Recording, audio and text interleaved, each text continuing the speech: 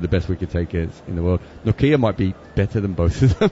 And Geedy's an incredible... There's a lot of wicket-taking options that they have throughout that bowling, and because of that, I think that allows you to bat slightly within yourself. Now, where that goes wrong is what's been happening to India over the last couple of years, where their batters consistently make really good totals, but outside of Bumrah, they probably didn't have the ability to actually take enough wickets to make that work for them against the very top opponents. I think South Africa are betting that is not the case. They might be wrong, but that's what they're betting. Just one final one before we start, because the umpires are on the way. Ireland are in a huddle. Technically speaking, and this is the most nerdy question I've ever asked you, and I've asked you some very nerdy questions down the years. Is this a home game for Ireland, or is this a neutral game? Because when I looked at the numbers on Cricinfo after the first game, they listed it as a neutral game.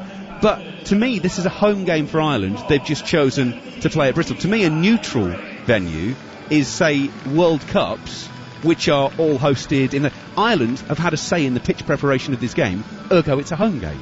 No, it's neutral. UAE, when Pakistan played in UAE, they're all classified as neutral as well. It's really important that you know this. It just doesn't matter. I know it looks like it does. I know it feels like that. There's nothing more annoying to me than having to go through home and away stats from the last couple of years of Test cricket and then have to take out Pakistan because they're neutral. So I'm with you. I think it should be classified as a home game, but they're not, and you're just going to have to get over it back. Thank you very much, Jared. That's why we love you. Jared Kimber, our star analyst and part of the commentary team this evening. Neil Manthorpe, Tim Murtagh and myself, Andrew McKenna. Right, umpires are on the way. It is Rolly Black who has stepped down to fourth official duties. Mike Burns and Paul Reynolds are the standing umpires, with Martin Saggers becoming the TV official this evening. Right, batsmen are out there, fielders are in place. High time then we got over to the first commentary team of the evening. The former Ireland bowler Tim Murtagh is alongside Neil Manthorpe. All-rounder. Former Ireland all-rounder Tim Murtagh. Thank you, Andrew McKenna. First over is going to be bowled by Andy McBride in his 30th one-day international, bowling his off-breaks. His economy rates, anything less than 7. Obviously, those games haven't all been against top-tier nations, but nonetheless, it's still, it doesn't matter who you're playing, really. An economy rate of under 7 is impressive, and he's going to bowl the very first over, and he's bowling to Reza Hendricks. And the first delivery is full and on leg stump and clipped out towards mid-wicket, deep mid-wicket, where are his two boundary fielders. One was at deep mid-wicket, but now it's the left-handed Quinton de Kock, so it'll be a completely different approach, I'm sure, to de Kock. Well, de Kock is as bereft of runs as Reza Hendricks is full of them at the moment. Tim? He is, yeah. We're all sat here waiting to see if he can break that record, get 5 in a row, which would be, a little triumph for him. But you're right, yeah, de Kock hasn't quite looked himself. Not quite sure if it's going to be a case of try and grind out a score for him here, or maybe he just goes the other way and just throws his arms at a few balls early and tries to get off to a flyer. McBride into de Kock. He's forward and driving elegantly straight to cover. You would think he's going to be bowling fullish and rather get de Kock driving to a packed offside field. The next one is also full on off stump and driven out towards extra cover. So there's has he got long off on he's got deep mid wicket and long off, is that right? Yeah, long off, and guy Paul Sterling coming out of slip now. I think they've probably seen he's not the biggest spinner of the ball, and as we said last game, he's going to try and fire it into sort of middle and leg stump. And he is once again in, and de Kock opens the face of the bat, runs it down the short third, and they scuttle through for a single, as that one is fielded by Barry McCarthy. So I think de Kock, I don't think he'll try and hit himself into form. He's of course got the 100 coming up. He's not in South Africa's Test squad. He retired from that format a little under a year ago. Another single for Reza Hendricks, pushes it out towards mid-wicket. But we've seen South Africa's blueprint, and there's very little flexibility from it. Unless a team bowls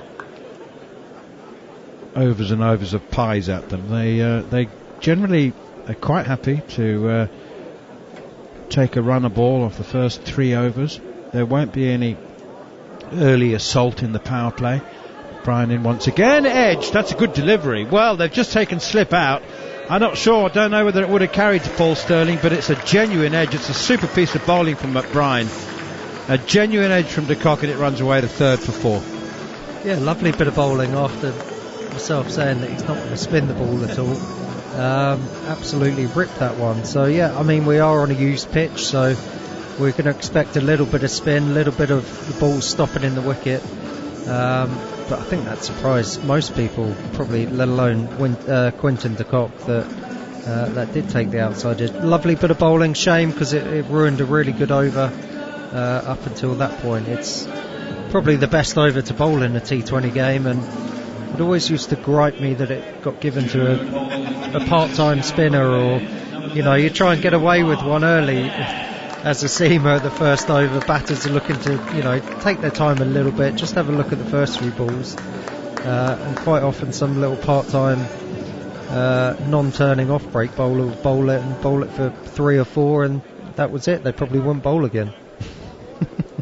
Mark Adair's bowling the second over after Ireland won the toss. He's bowled a wide first up. It swung, but it started very wide off stump and swung even further, and Reza Hendricks, not sure he could have reached that even if he'd tried. He's 2 from 2. De Kock has 5 from 4, and South Africa winning the toss and Ireland winning the toss and putting South Africa into bat first. Chose to bowl, and South Africa 8 without loss. Here is Adair once more. That's better, and Hendricks is drawn into the drive. It was full and wide, and it was sort of a flat-footed slap drive attempt from Hendricks. Not his best shot, and now walks down the pitch and gives it a tap as if it was to blame. That's probably the shot of a guy who's in the form of his life and expects to carry on as he did the other night. But yeah, I mean, the Irish bowlers here have got to be pretty tight. Mark Adair, he's already bowled 1 wide. It's another away swinger, and it's very close to being called a wide, and I enjoyed that little piece of umpiring from Paul Reynolds, who leaned over to one side just to let us all know that he was aware it was close, but he didn't call it. I think he probably has got away with that one there, Mark Adair. Good home umpiring there from the Irish umpire. just giving Mark Adair the benefit of the doubt. Oh, that's full and straight and driven behind square on the offside. It's racing away to the short square boundary, and it's hit the boundary now. So, he reached for the earlier one and missed it, and this occasion he certainly middled it. And it's a nice little delayed drive, wasn't it? He's hit it deliberately past backward point. Yeah, it is, but I wouldn't be too put off if I'm Mark Adair there. The ball has swung. He's not quite got his line right the first couple of balls, slightly wide of the off stump, but there is a bit of shape there, and if Hendricks is going to play those shots. Oh, beauty! Snorter from Mark Adair. He's gone straight for the first time in the over, and late swing has seen it whip past the outside edge, and not far from off stump either. Yeah, that's what we're speaking about. He's just tightened up his line. There is a little bit of swing on offer. Lovely seam presentation, as we can see from the replay there. And that is an absolute beauty, and unfortunate not to catch the outside edge. You just said Reza Hendricks in the form of his life, and even he couldn't get an edge to that one. Now there is a slip in place, quite rightly, and another one hits the leading edge outside half of the bat. It looked like Hendricks was trying to turn that onto the leg side, and hits the leading edge, pops out into a gap on the offside, and they take a single. 12 without loss. Yeah, he's quite a skillful bowler, Mark Adair. He's been around a bit. He's spent a bit of time at Warwickshire in county cricket, learnt his kind of trade there as well. He's got the skills. He can also swing the ball away from the left-hander. It'd be interesting to see, having seen a bit of swing on display, whether he does try that now to de Kock and try and go away from him as well. Might not be a bad tactic with the slip in play there. Here is Mark Adair, and does go past the outside edge. It looked like it was just the angle across the left-hander, but de Kock has pushed at that, and quite hard hands, and has well beaten outside the off stump. 2 overs gone. South Africa asked to bat first, by Ireland, and they are 13 without loss. If Adair does swing it both ways, then I'm sure that he'll know, or been told by the Irish analyst, that Reza Hendricks' one remaining obvious flaw, weakness, is the in-swinger, the full in-swinger from the right-hander. Yeah, be interesting to see. Again, that comes back to my point, like the white ball's not going to swing for very long. Why do you give it to a spinner first ball of the game? Anyway, I'll get over that at some point. But yeah, I think you're right. He does have that ability to go that way, so he's kind of set Hendricks up there quite nicely with some outswing bowling. So be interesting to see next over if he does slip that in-swinger into him. Barry McCarthy to bowl the third over, right arm over the wicket, and it's a driven sort of check drive out towards Gareth Delaney at cover, extra cover, and I was just wondering whether McCarthy had actually opened up there with a pace off delivery, but I'm sure he didn't. It's just that Hendricks sort of looked like he was into the drive too early and had to just check it. That was just the old stiff loosener. Here's McCarthy. Edge gone past Sterling, down to the boundary for 4. Yeah, lovely bit of bowling again from McCarthy. There is a little bit of shape on offer. That one just straightened slightly, and it's gone past Paul Sterling there, past his right hand. Probably would have gone straight down second slip's throat, but you're unlikely to have a second slip in this situation. But fine piece of bowling and a bit of bad luck there for Barry McCarthy. But if he plugs away in there, a bit like Mark Adair that first over, then he might get some rewards. There is McCarthy once again. Thick edge drive from Hendricks, and a full-bodied, full-blooded drive. And it's maybe a good job he did go at it so hard, because there's a slip and a short third. It's flown in the air, and he's got away with one. Got away with 2, actually. Yeah, I mean, with the ball swinging like this, I don't really like this field. It's kind of a field for bad bowling in a way. That shape out there, sort of third man up inside the ring and having a deep cover instead. It's kind of setting the field for bad bowling, really. It goes full and too full, and it's driven out towards the cover boundary. Nicely fielded. That Harry Tector sweeping on the cover boundary. Good piece of work. Gareth Delaney, beg your pardon. Good diving stop after running 15 or 20 yards to his right. That's why he's out there. for the long half volley. As I said, there is that bit of shape though. I'd like to see that third go back and perhaps bring your square leg up. Oh, McCarthy in again, beats the outside edge. Hendricks just jabbing at that one and unable to make contact. He's got 17 off 12, South Africa 23 for none. Might be a case of Josh Little getting an over in early as well, just to see if he can, with his different angle, trouble Hendricks, because he is having a bit of trouble with that ball going away from him. So whether Josh Little comes on next over or Mark Adair, who bowled nicely, I'd probably give Mark Adair another over just to see if he can get that outside edge again. McCarthy in once more, and Hendricks just drops it into the offside and scurries through for a single. So I mean that looked almost like a premeditated decision to take the strike off the last ball of the over there for Hendricks.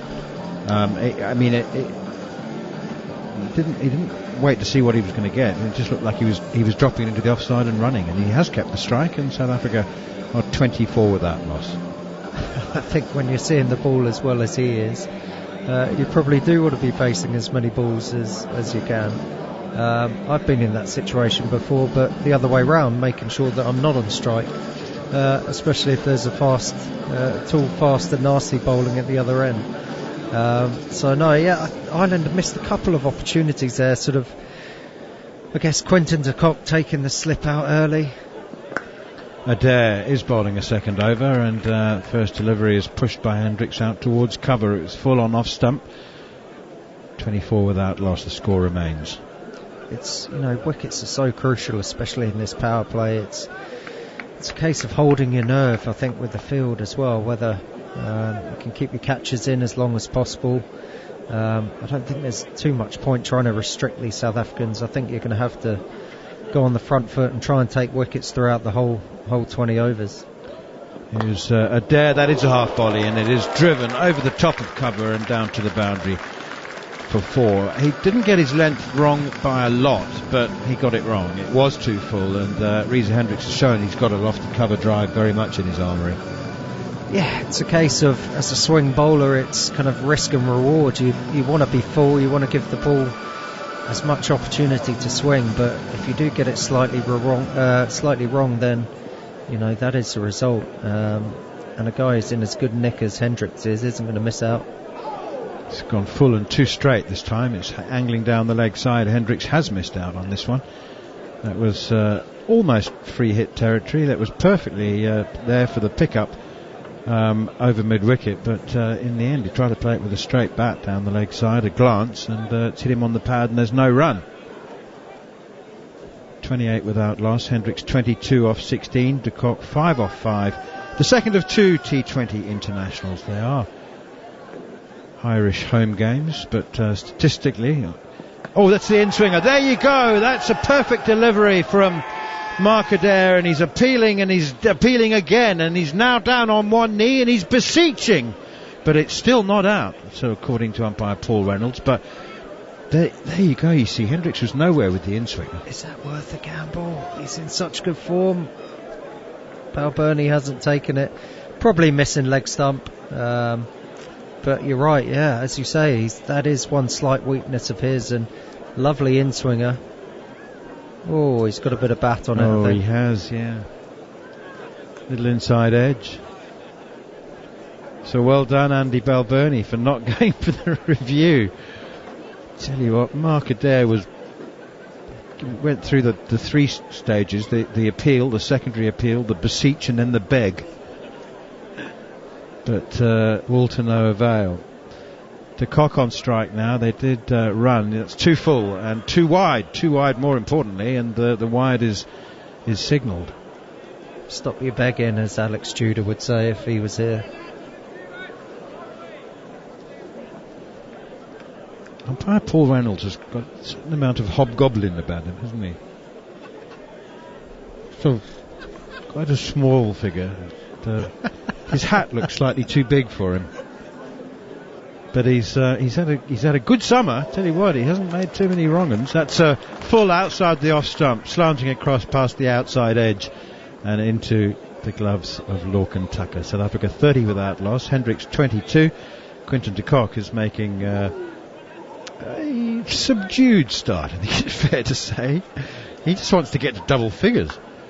He's made 1 half century in his last 15 T20 internationals, which is his leanest spell ever in this format. But he's quite happy to watch Reza Hendricks going well at the other end. Coming towards the end of the 4th over, 30 without loss, and Adair, that's a cracker. That's pitching off and going further away. It's also that indeterminate length. De Kock didn't seem to know whether to come forward or back. All in all, he was comprehensively beaten by it. 4 overs gone, 30 for none. Still giggling to myself about your hobgoblin guy. I only know hobgoblin as a pub we used to go to in Twickenham when I was a student.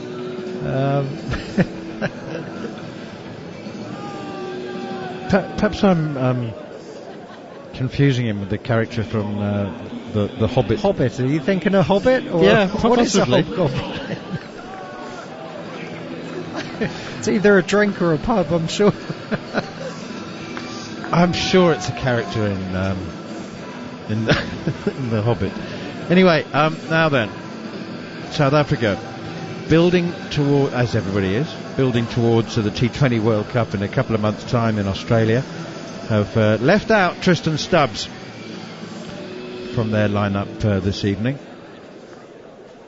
And no Riley Rousseau either. David Miller is back after missing the first game on Wednesday. It is Josh Little, big in-swinger to Reza Hendricks, nicely bowled. Just back of a length, it was passing over the top of the stumps. It was straight and had a bit of pace on it as well. And I think it was the movement which... Tell you what, I wouldn't be happy with George Dockrell throwing the ball at the stumps there. As this ball's swinging around, you probably want to keep it as new and as fresh as you can at the moment. They're getting a little bit of something through the air here, the Irish bowlers. I mean, normally you would chuck it into the ground and try and get it as soft and dirty as you can early, but yeah, I wouldn't be too happy with George if that was myself. Oh, he's gone a little wider this time, and it's a straight honour from Josh Little. No in-swing on that one, and Hendricks drawn into the drive, misses it, and again taken behind by Lorcan Tucker. This is some the little figures in the Harry Potter books.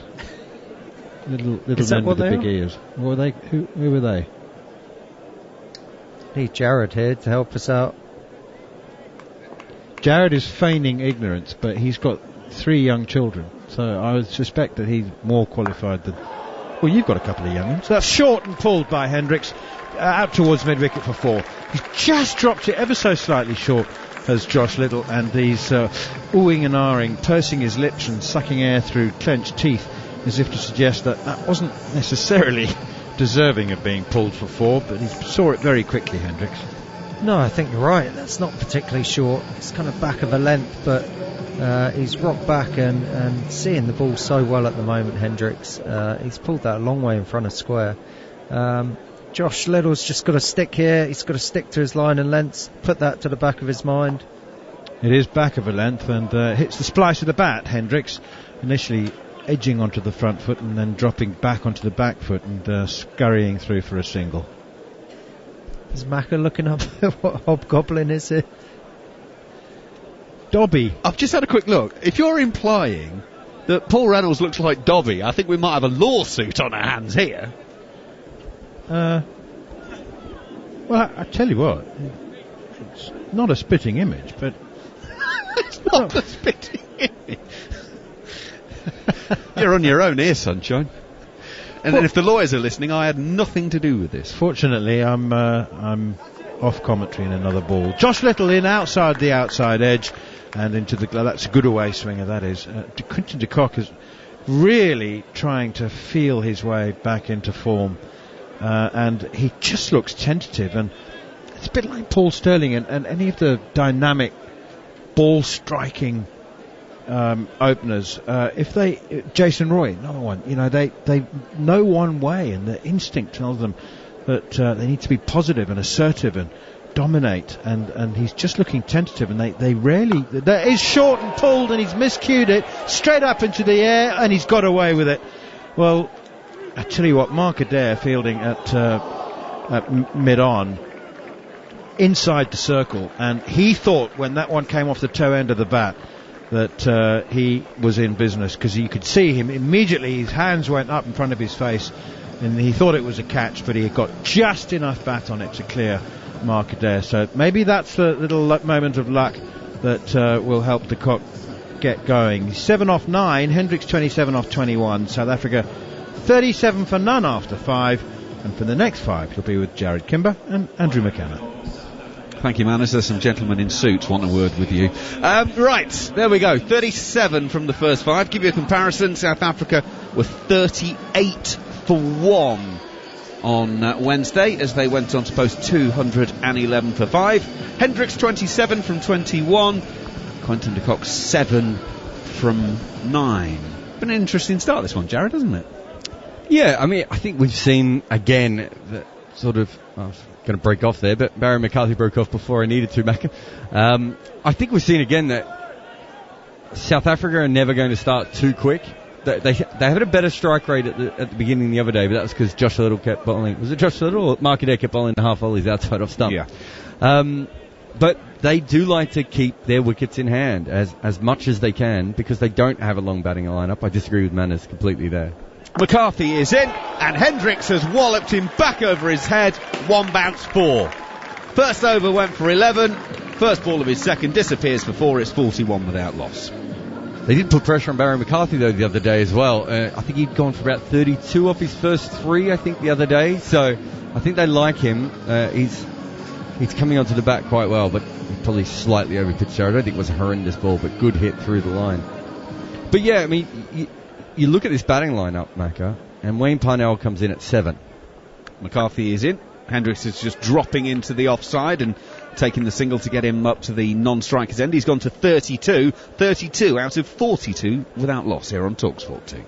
I think if you're going up against a team where Wayne Parnell is listed at 7, you're probably thinking to yourself, we've got a chance here. I don't think you're bad at 7. I think Pretorius will come in ahead of him. But even Pretorius, they're both very good hitters. I'm not sure either of them are batters. So you have to play it slightly within yourself. They're still 42 after 5.2. They're not, I mean, de Kock is 7 off 9 in that. If he'd hit a couple of boundaries, things would be different. Well, he's facing McCarthy. He swung this one into the leg side and picks out the man on the mid-wicket boundary. And Quentin de Kock again falls for a single-digit score. He's got 7 from 10. He's caught on the boundary by Curtis Camphor. And South Africa are 42 for 1 halfway through the 6th.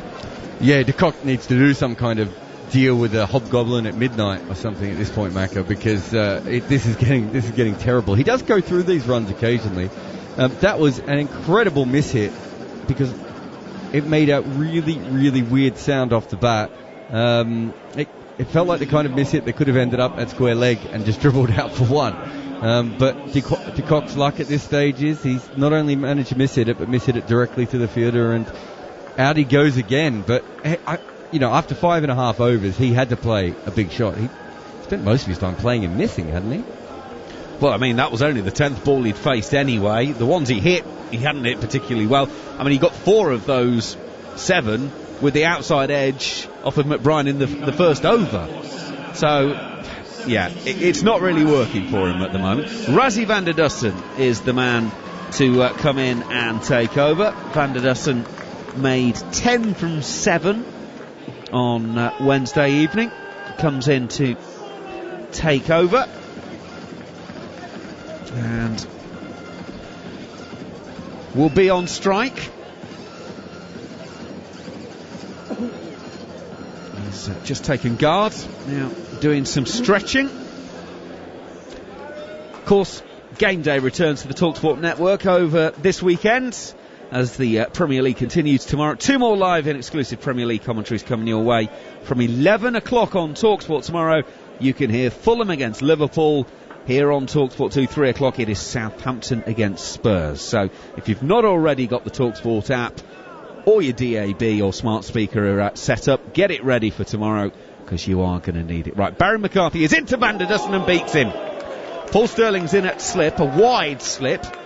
And Van der Dussen, very nearly obliged on that occasion, just beats him on the outside edge, though. Yeah, I don't know what Van der Dussen was doing there. He's really moving across with his feet. He wasn't set at all as he played that shot, and then sort of curtain railed it a little bit as well. But it was a good delivery, but it was wide, and I'm not sure he needed to play that particular shot to it. I think he just got confused. I'm not sure if McCarthy came wider on the crease, but he didn't look like he was seeing the ball perfectly to start with there. Slip, short third, backward point behind Van der Dussen. Van der Dussen on this occasion goes across his stumps and plays it to Adair at mid-on, and there is no run. 5 balls of the over gone, so this will be the power play period completed after the next delivery. 6 overs of power play. South Africa were 47 for 2 on Wednesday. So unless this one goes for a maximum, they will be a little bit behind that. But it's the same pitch as Wednesday, which was a good one. And McCarthy finishes with Van der Dussen playing back down the pitch quietly, and the bowler will field in his follow-through. Well, the over started with a 4, but it finished off all right. 2 overs, 1 for 16 now for McCarthy. The other bowlers used so far: Andy McBride's bowl, the opening over of the innings that went for 7. Mark Adair's 2 overs for 11. Josh Little 1 over for 7 so far. I wouldn't be surprised here if they try and mix and match their spinners again. A little bit. They've got 3 available to them. Obviously, they can go with Dockrell. They've got McBride, and they've also got Delaney. But with Josh Little, so give him maybe 1 or 2 in this middle area, or maybe even use one of their other seamers, Curtis Camphor, as well. But just mix and match a little bit, and they've gone with Little straight away. I might have waited one extra over and given a friendly over to the spinners, as Tim was talking about before. The two best overs to bowl are the first and seventh. Well, I suppose club cricket, if it is still doing a little bit, and Little starts left arm over to Hendricks, there might have been a little bit of shape back into him, but I suppose if it's still doing it, then bowl your seamers. I also think if you've got three bowlers who could swing the ball, which they do, all of which, when you look at their numbers, prefer to bowl in the power play than they do in the middle, or in the death, really, why would you give the first over to your spinner? I understand the matchup with Quinton de Kock, and maybe it played into him struggling. Little is in, swing and a miss from Hendricks. He's aiming towards mid-wicket. It's through to the keeper, no run. We're not talking about seamers, though. We're literally talking about swing, of which, traditionally, if it's still swinging in the fourth over, and you're Tim Murty, you're probably doing the dance. It's not that often that these T20 balls swing at all after the second over, really. So why give up the opportunity of that to bowl your spinner? I don't know. I think if you bowl them in the second or third over, it makes a little bit more sense. For that first over specifically. But this ball swung a lot more than you would usually see a white ball swing in an England game. Well, in goes Little. He's deep in his crease on this occasion is Hendricks, on the bounce to backward point. What a crowd catch. The Ireland supporters in Bristol enjoyed that one. They thought they finally got Hendricks out for less than 50. Sadly, no. He's still there, 32 from 26 balls. Mentioning the crowd, there is, as I mentioned earlier, decent crowd in this evening, in the sunshine, enjoying watching the cricket. We're enjoying bringing it to you here on talkSPORT 2. It's a high-scoring venue. And England posting 200 and plenty. This occasion, Little goes around the wicket, changing the angle on Hendricks. He's been over the wicket for the previous deliveries. And Hendricks again is switching, a bit of a flashing blade, but missing through to the keeper, Lorcan Tucker, no run. When was the last time you saw a left-arm seamer bowl around the wicket as frequently and as early as Josh Little does? And the answer was Mccarthy. There's almost no one else in between. Mitchell Johnson had a spell in Test cricket where he would do it with the old ball and bowl off-cutters around the wicket and was unplayable, and then it's like he got bored of it and went away from it. But it's not that common. Little is in, and Hendricks is using the angle to turn this on the onside. Little will have to go out to mid-wicket himself to field, and they will take the single, 43 for 1. Hendricks goes to 33 from 28. Part of the reason is most left-arm bowlers find it almost impossible to take the ball away from right-handers in general, especially with swing. But I just think it's a whole new angle that that it certainly works, and being able to take it away makes a lot more sense. But most left-arm bowlers can only bring the ball back into right-handers. I can only maybe give you Wahab Riaz. That's reversing at the end. Yeah. But Jack Chantry used to do it a little bit too, but that's because his bowling action was inverted and he accidentally swung the ball away from right-handers. Final ball of the 7th over. Van der Dussen's played it out to the offside, and Dockerell, on his 100th appearance for Ireland, shies at the stumps. Batsman, I think, was back, but the throw was wide anyway. End of the over here on talkSPORT 2. 43 for 1 after 7 overs. Rassie van der Dussen, not out after 4. Reza Hendricks, 33 from 28. The man dismissed. Quinton de Kock caught on the mid-wicket boundary by Curtis Camper off the bowling of Baron McCarthy. He made 7 from 9, and he was out halfway through the 6th over with a score 42 for 1. One run off the last 10 balls, if I'm math. I'm trying to remember when the wicket was. The wicket was 5 overs and 3 balls, so we've had 9 since then. Yeah, so including that wicket. So one run off the last 10 balls. There was a single before that and a boundary before that. Yeah. So good pressure. That was a good over by Josh Little. I like the thinking to both the players there and what he went about, and always looks good when you're beating the bat that much. That's not a normal 7th over, is it? You don't usually see someone steaming in, bowling left arm around the wicket. They wouldn't have been expecting that, and it was good thinking. And Ireland have now slipped the man that you might have been expecting for the 7th over for the 8th over, because McBride will be back in for his off breaks, and waiting for it is Hendricks. Square drives out to the cover sweeper Camphor, and will take a single, 44 for 1. McBride got Rassie out the other night, didn't he? Playing that weird flick across the line, outside edge that got caught at third, I think. Correct. Could be a match-up thing. Because I thought with the two right-handers, we might see someone at least pretending to spin the ball away from the right-handers. Neither of the leggy or the left-arm finger spinner spin the ball that much, but at least traditionally that's what they're trying to do. McBride, he kicks out very wide and then comes back into bowl. Van der Dussen, with very little timing, is just trying to turn this on the onside, scamper a single, and they do exactly that, as the mid-wicket has to come basically all the way in from the boundary, and short fine leg is having to go out. So there's a nice big gap on the leg side if he wants to turn with the spin. Doesn't want to turn with the spin though. Hendricks hits out to the cover sweeper and will take another single. Again, it's all about building platforms at the moment. 46 for 1 halfway through the 8th. They'll probably try and use another seamer, I would say, at the other end, based on what Little just did. But there would be a tendency for some captains here, I think, to try and get through their overs as quickly as possible while they're just knocking the ball around. Brian is in. Van der Dussen uses his feet to come and meet that. Tries to turn it on the onside. And actually, as he closes the face, gets a bit of a leading edge out to short cover. He doesn't particularly like off-spin. He looks like a man who doesn't enjoy off-spin at the moment. This occasion he stays deep in his crease and just uses his power to get it to long on to Markadere for a single. 47 for 1. The intelligent cricket numbers say that he's been scoring at a run a ball off-spin, and also been averaging only 20 against it. So he's really struggled at it for a decent amount of time now. McBride to Hendricks. Oh, that seemed to grip and bounce.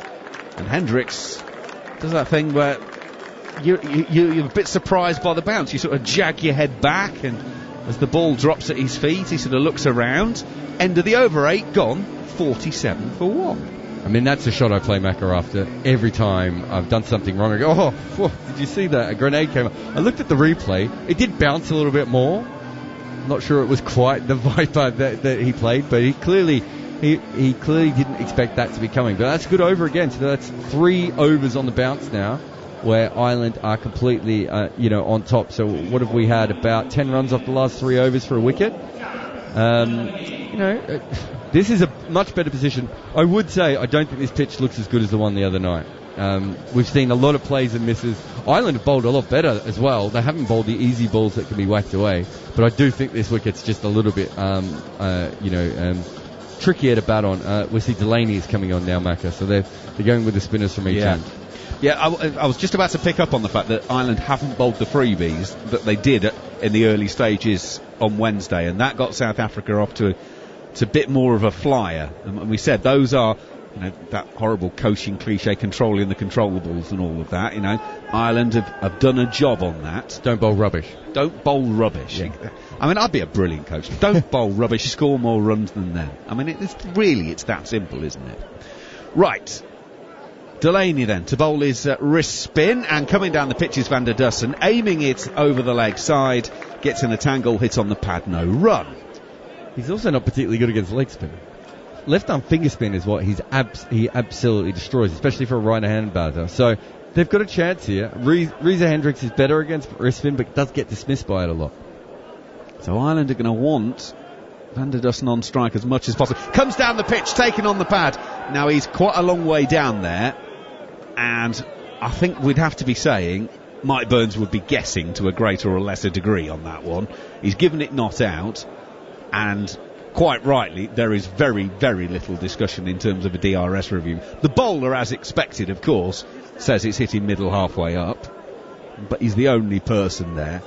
I think that probably might have even been one of those on DRS where it actually says over 3 metres down. He's tall, isn't he? Yeah. As well. I mean, he's got long levers, so I don't think that they got that. Oh my goodness, Delaney's bowled. Well, we use the phrase half tracker. That wasn't a half tracker, that was a third tracker. That bounced about 6 yards down the pitch and actually surprised Van der Dussen so much, he's clopped it nowhere for no run. Wow. Might be Delaney's birthday. Delaney in. Van der Dussen again gets in a tangle, taken on the pad. No run. 4 balls of the over sent down, no runs conceded. He's got to be happy as a leg spinner in a T20 game to bowl 4 dot balls, and one of them was an accidental bouncer. Also, on that bouncer, he got that through. That wasn't like a normal leg spinner that gets stuck in the pitch and, wait for it to hit. That went through. He must could have flipped it over short fine. In he goes again. Van der Dussen has come down and just turned it around the corner to short fine leg and will take a single. So the first run of this over comes off the 5th ball. It's 48 for 1 here on talkSPORT 2. Is Neil Manthorpe okay? I can't see him, but Rassie's strike rate might be giving him the shakes at this point. He's got 3 from 12, Van der Dussen. He's at the non-strikers end watching Hendricks. Inside half of the bat from Hendricks, through square leg. Campbell will do the fielding. Well, that's a brilliant over. 2 runs against the leggy, including one that was absolute filth. 49 for 1 after 9. So after the next over, we're going to be at the halfway stage. At the halfway stage on Wednesday, South Africa were 82 for 2. So they're going to be a long, long way behind that. Yeah. Hendricks 36, not out. Van der Dussen 3. It's getting binary, isn't it? 0, 0, 0, 1, 0, 1, 1, 1, 0, 1, 0. Sorry, it sounds like I'm reading out the script to The Matrix. No, it sounded like you were reading out a start to the season I had a few years ago, where I literally, it was binary. And I have to reveal that there were more noughts than ones.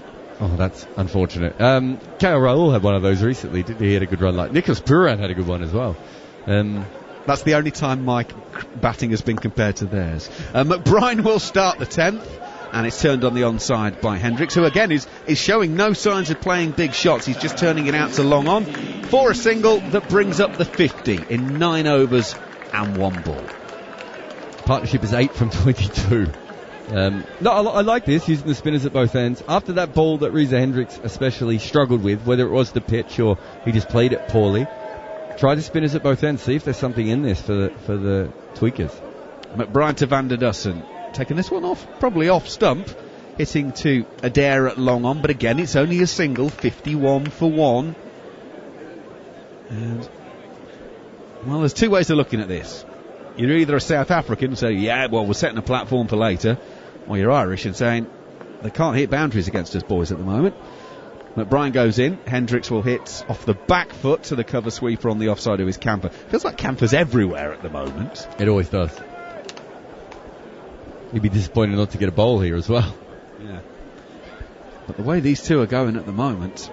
Right, it's Van der Dussen again against the off spinner. Down the pitch. He's gone over long on, or at least that's the intention, but he's picked out Mark Adair. And the pressure of not scoring, of turning the strike over, has paid, and Van der Dussen goes for 4 from 14 deliveries, and South Africa are 52 for 2 here on talkSPORT 2. Yeah, that's a horrendous innings for South Africa. He got stuck a little bit early on, obviously got a good over from Josh Little, then he struggled against both of the spinners really, and eventually he's gone out trying to hit a 6 off the toe of his bat. Again, doesn't look particularly convincing against off spin. I would have thought as a right hand batter he probably hasn't faced as much, because more often than not they wouldn't even give him an option of facing off spin. Well, looking at his stats at the moment, I think he's going to face more and more of it over the next little while, especially when he plays in some friendlier spin environments. But to only make 4 but to chew up 14 balls, that's about as bad an impact as you can have. Or, the Lendl Simmons innings, if you want, in the World Cup for the West Indies, might be the top level of that. But that's a Chris Gayle innings. The bad one, not the good one, obviously. But occasionally that happens to Chris Gayle, and you take it, and South Africa would probably say they'll take it from Rassie as well. But it's not left them in a good position here. And if you put Quinton de Kock's knock on top of that, Reza Hendricks the only person who's looked like actually hitting the ball off the square. So we have to imagine that this is partly pitch related, but there's still a lot of work for South Africa to do from here. Well, what it does do is it brings Aidan Markram out to the middle, and of course he and Hendricks were the two who made the significant scores on Wednesday. Markram made 56 from 27, and they are going to rely on these two a bit. Of course, that wicket Van der Dussen does give McBride a wicket. Welcome to the world of T20. Could have had Quinton de Kock, regulation nick, slip, first over of the game. Of course, there isn't one. There's no man there. He goes through.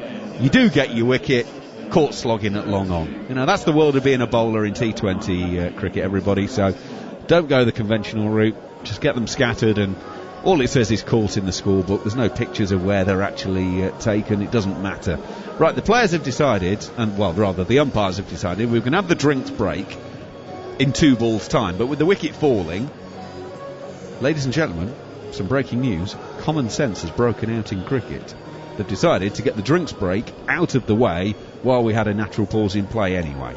So, the drinks break has happened, and we can resume. Aidan Markram has joined Reza Hendricks out in the middle. And he's another slow starter. So at this stage, I wonder if there was someone from down the order, like Wayne Parnell, you just say, can you get us 20 off 12 here? And just tell Reza to just keep knocking them around. Because Markram could easily be, well, especially on this pitch at the moment, could easily be 15 or 15, and that could cause some problems for them. I've got a memory of seeing Pretorius up the order as well. He's done it occasionally, yeah. Well, McBride will go in, ball number 5. It's turned on the onside, off of the back foot by Hendricks. It'll go just outside the circle at mid-on, but it's only a single, 53 for 2. So South Africa are going at the moment a shade under 5.4 and over. And that is... suboptimal is the word. Well, yeah. I mean, it's so un-T20 in Bristol. It's ridiculous. It's like this is a completely different, the same pitch as the other night.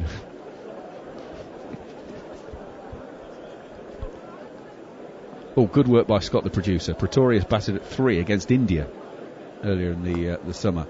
Final ball then of the first half. McBride into Markram, and he will turn it out to Harry Tector on the mid-wicket boundary, and they will take a single. So that is halfway. 54 for 2. South Africa. Hendricks 39 from 35. Markram has just faced that one ball and hit it for a single. Just the 3 extras as well in the first half of the innings from the Irish bowling and fielding crew. Jared and myself will move out the way for the time being, as Tim Murtagh and Neil Manthorpe are picking up commentary for the next 5 overs. And Andrew McKenna will walk away and reflect on my comments about Rassie van der Dussen over the course of South Africa's white ball summer. He plays a very, very high-risk game, and he's pretty inflexible about his approach as well. And, a new over begins from Gareth Delaney, the leg spinner, and it's punched off the back foot out towards cover. They scurry through for a quick single. Reza Hendricks, 39 from 35 balls. It is a used pitch, as Tim Murtagh was saying 5 overs ago, and there's a big appeal for leg before wicket here. It looked like a wrong 'un. But he was on the charge, was Aidan Markram, so he was 3 yards out of his crease.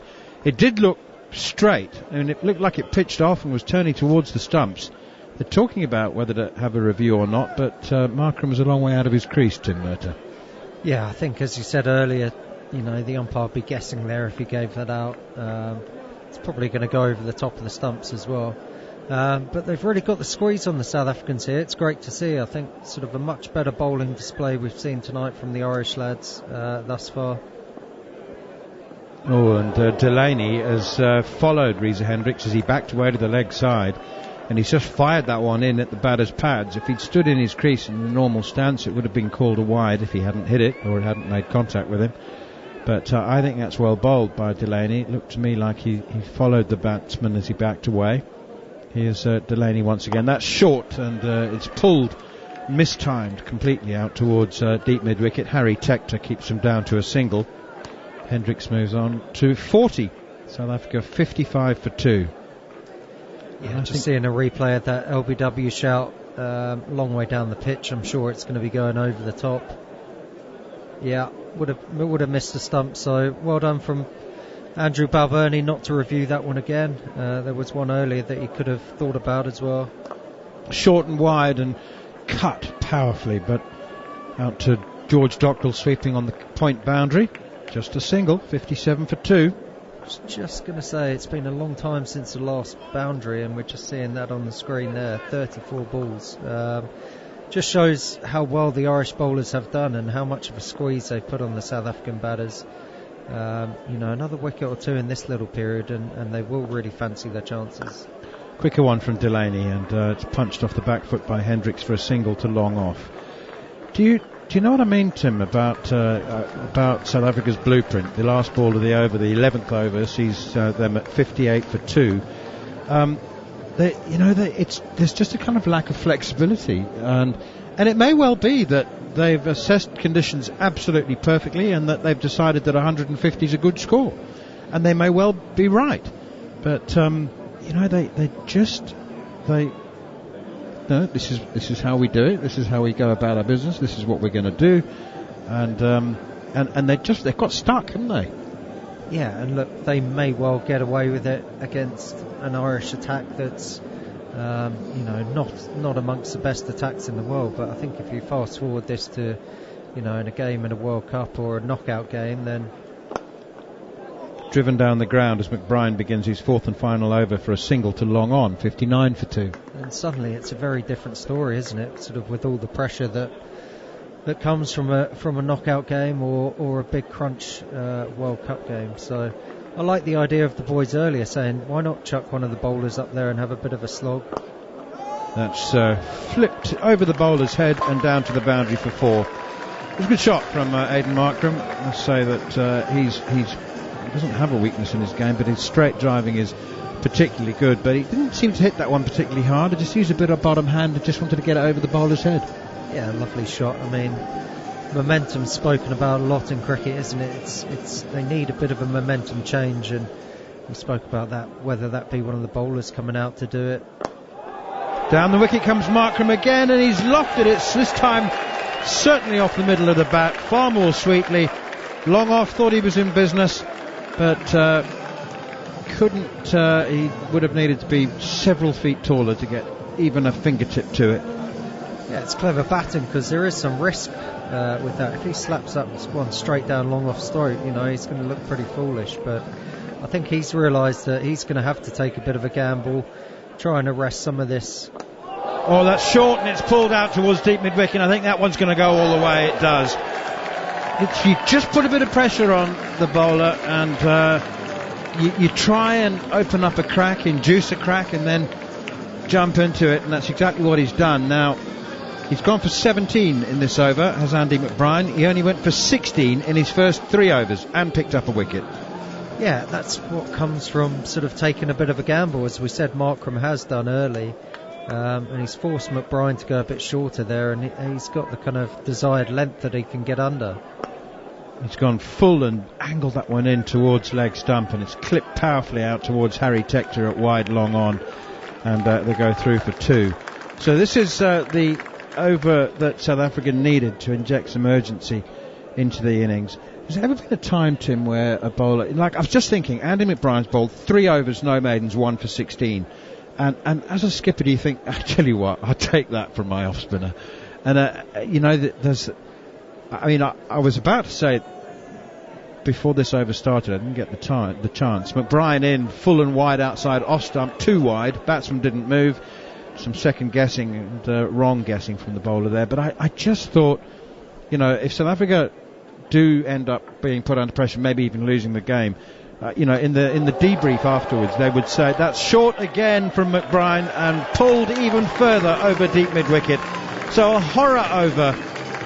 It would sound really like I'm being smarty pants after the event, but like South Africa, really 16 off 3 overs, and as a captain, did you sometimes think, I tell you what, let's not actually risk the 4th, because that's a horror show, that over. That was, I lost count. How many was it?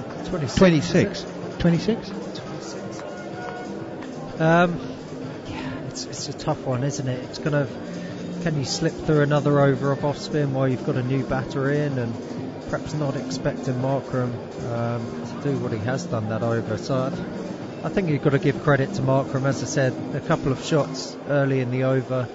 If you get a boundary off the first ball or the first couple of balls, that puts the bowler back under pressure. So he's taken a bit of a risk there, but played it well.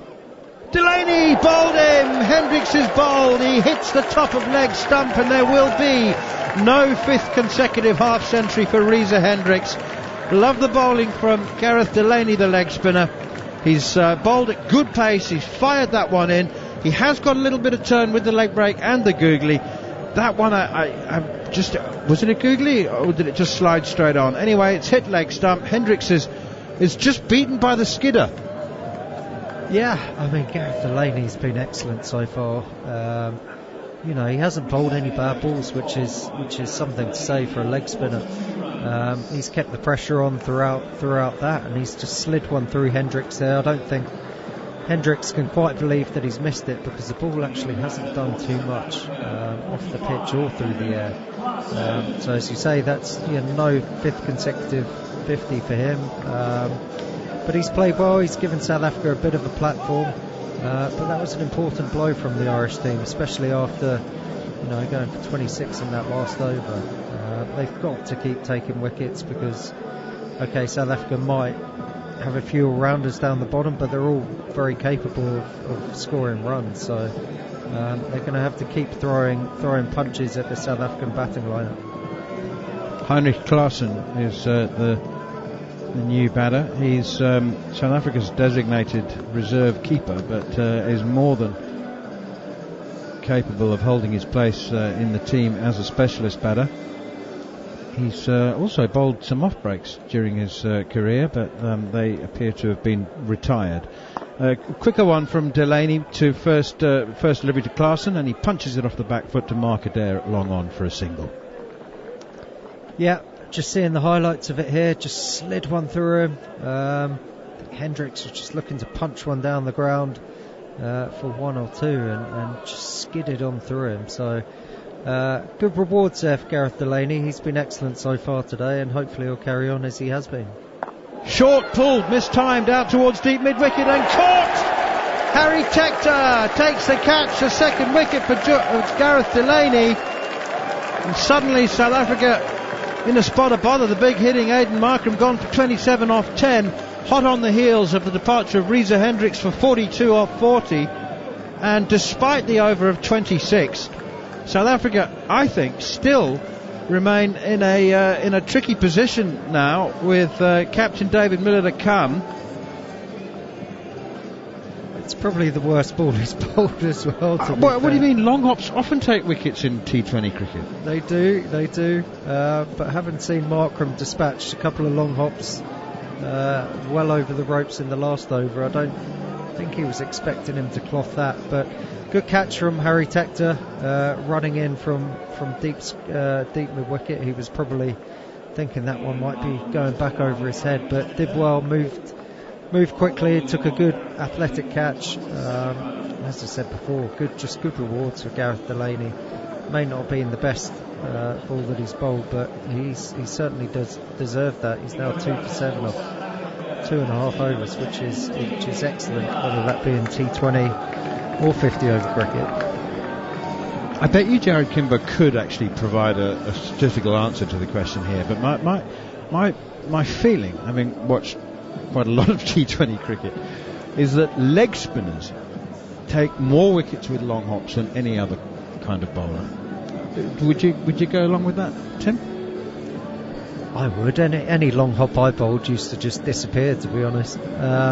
They do. I suppose that's part of their craft. It's a very difficult art. It's very difficult to land it consistently. There's not many around the world who can do that. So Delaney in with one that fizzes straight on past the outside edge of David Miller's bat, over the wicket to the left-hander, and he's tried to run it open face of the bat, I think, from David Miller, and he's well beaten outside his off stump.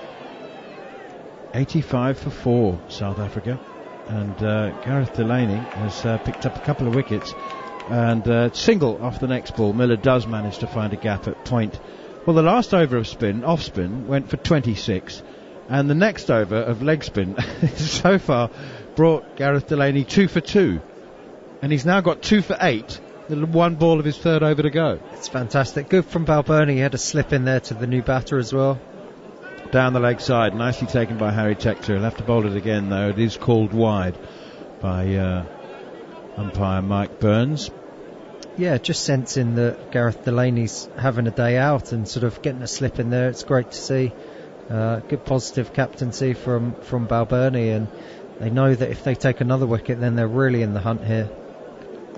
Oh, and again a quicker one, and it's leg side, and Heinrich Klaassen's looking to turn it, whipped it away through the leg side, through mid wicket, and he's again just beaten by the change of pace. I think it was a bit quicker from Gareth Delaney. Hits him on the pad. 87 for 4, South Africa, put into bat by Ireland with 7 overs to go. Reza Hendricks gone for 42, Aidan Markram 27 off 10, but it's been Ireland's day so far, barring 1 over. Yeah, I think you always want one more wicket, but one more wicket brings in sort of one of the bowlers, and that's still 7 overs left. A lot of balls to face, so you want certainly one of those bowling all-rounders in as early as possible. It's going to give you the best chance at the death later on as well, to kind of prevent that carnage happening that did happen on Wednesday night. So they've been excellent so far, the Irish boys. I think the coach will be very happy with what he's seen, but there are still 7 overs left, and they've got to continue the good work that we've seen so far. Josh Little, 2 overs for 8. He's in to bowl his 3rd over and is immediately clipped up to Dockrell at long on for a single. South Africa move on to 88 for 4. And Wayne Parnell, he's still only 32. It's incredible to think. I mean, he made his debut for South Africa 6 months after finishing school, and he captained the South Africa under-19 team, and in that team, that was in 2008, he batted 5 and opened the bowling, so he is genuine all-rounder. There was a T20 game at the beginning of this at the beginning of the last South African domestic season. His team were Here's Little in once again, and bangs it in short, half tracker pulled by Klaassen, not timed, out towards Delaney at deep square leg, and they're through for a single. But he batted 7 then. His team were 12 for 5, and he came in and made 80. So he's a decent. I think Pretorius will come in ahead of him. The scorecard we've been given, it says that Parnell's batting 7 and Pretorius 8. But so there is still room and the ability and talent for South Africa to make 170 here, but it's going to be hard work for them. That's short and wide outside the off stump and aerially cut down towards third, and the fielder down there, Barry McCarthy, for a moment looked like he might have been in business, but it just didn't quite have the elevation to reach him. He did sprint in and looked like he was prepared to dive and run the risk of some expensive dental work. It hit him in the face on the half volley, but it fell well short of him, and Sir David Miller picks up just a single. He's on 3, Klaassen 2, South Africa 90 for 4. But I mean, there's also the potential for South Africa to be bowled out for 130. As Klaassen is on strike, Little round the wicket, and it's short, banged in and pulled away down to third once again. McCarthy fields, and they go through for a single. Do you think it's a 150-160 pitch? I think it probably is. Looking at it, it's certainly spun, hasn't it? I'll be interested to see how the Irish boys do at the death as well. The seamers, I certainly wouldn't be putting, not that I have any pace, but I wouldn't be putting any pace on the ball at all, really. I'll be bowling into the wicket, using that longer leg side boundary to the right hander from this end, taking as much pace off the ball and making the South Africans really have to put any pace on the ball to get it to the boundary.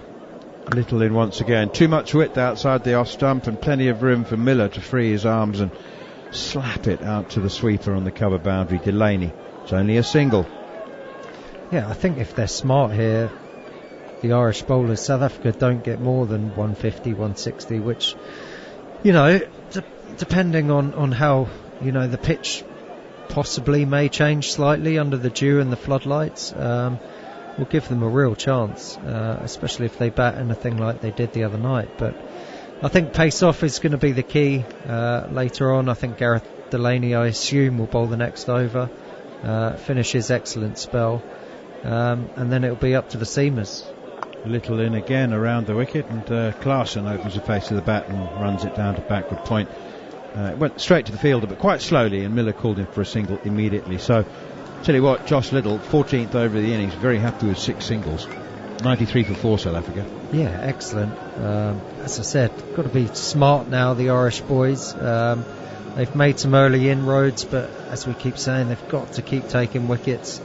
I don't think it's going to be a case of containing, as you say, Parnell, Pretorius, Maharaj. They can all bat, and they can all be dangerous down the order. So, pace off is going to be the key for the quicker bowlers, and hopefully, from an Irish point of view, Delaney finishes off a top spell here, 2 for 9 off 3 overs so far. So yeah, it's been a good 14 overs, but there's still 6 big overs to come that may ultimately decide whether South Africa get 150, 160 or anything above that. I've refused to call Gareth Delaney a part-timer this summer. There's a full-length delivery from him and a sweep shot, and he's always hit it very well as Heinrich Klaasen, the red-headed powerful man from Northern Transvaal, or Northerns as they're known now. It's half volley length on leg stump and really powerful sweep shot. But I think I have compromised and called Delaney a former part-timer, but I think he's better than that now. He's a full-time part-timer. It's another sweep shot from Klaasen, this time in front of square, and again he's hit it very, very powerfully. He does pick his gaps well on the leg side, and 2 for 9 is suddenly 2 for 17 off 2 balls of his 4th over. Not much wrong with that ball, I don't think. It's a lovely shot. He's kind of fetched it from about 4th, 5th stump, outside off. And now Klaasen drives down the ground to long off, and it'll be just a single. Well, we saw Andy McBride bowl 3 overs, 1 for 16, and then go for 26 off his last over.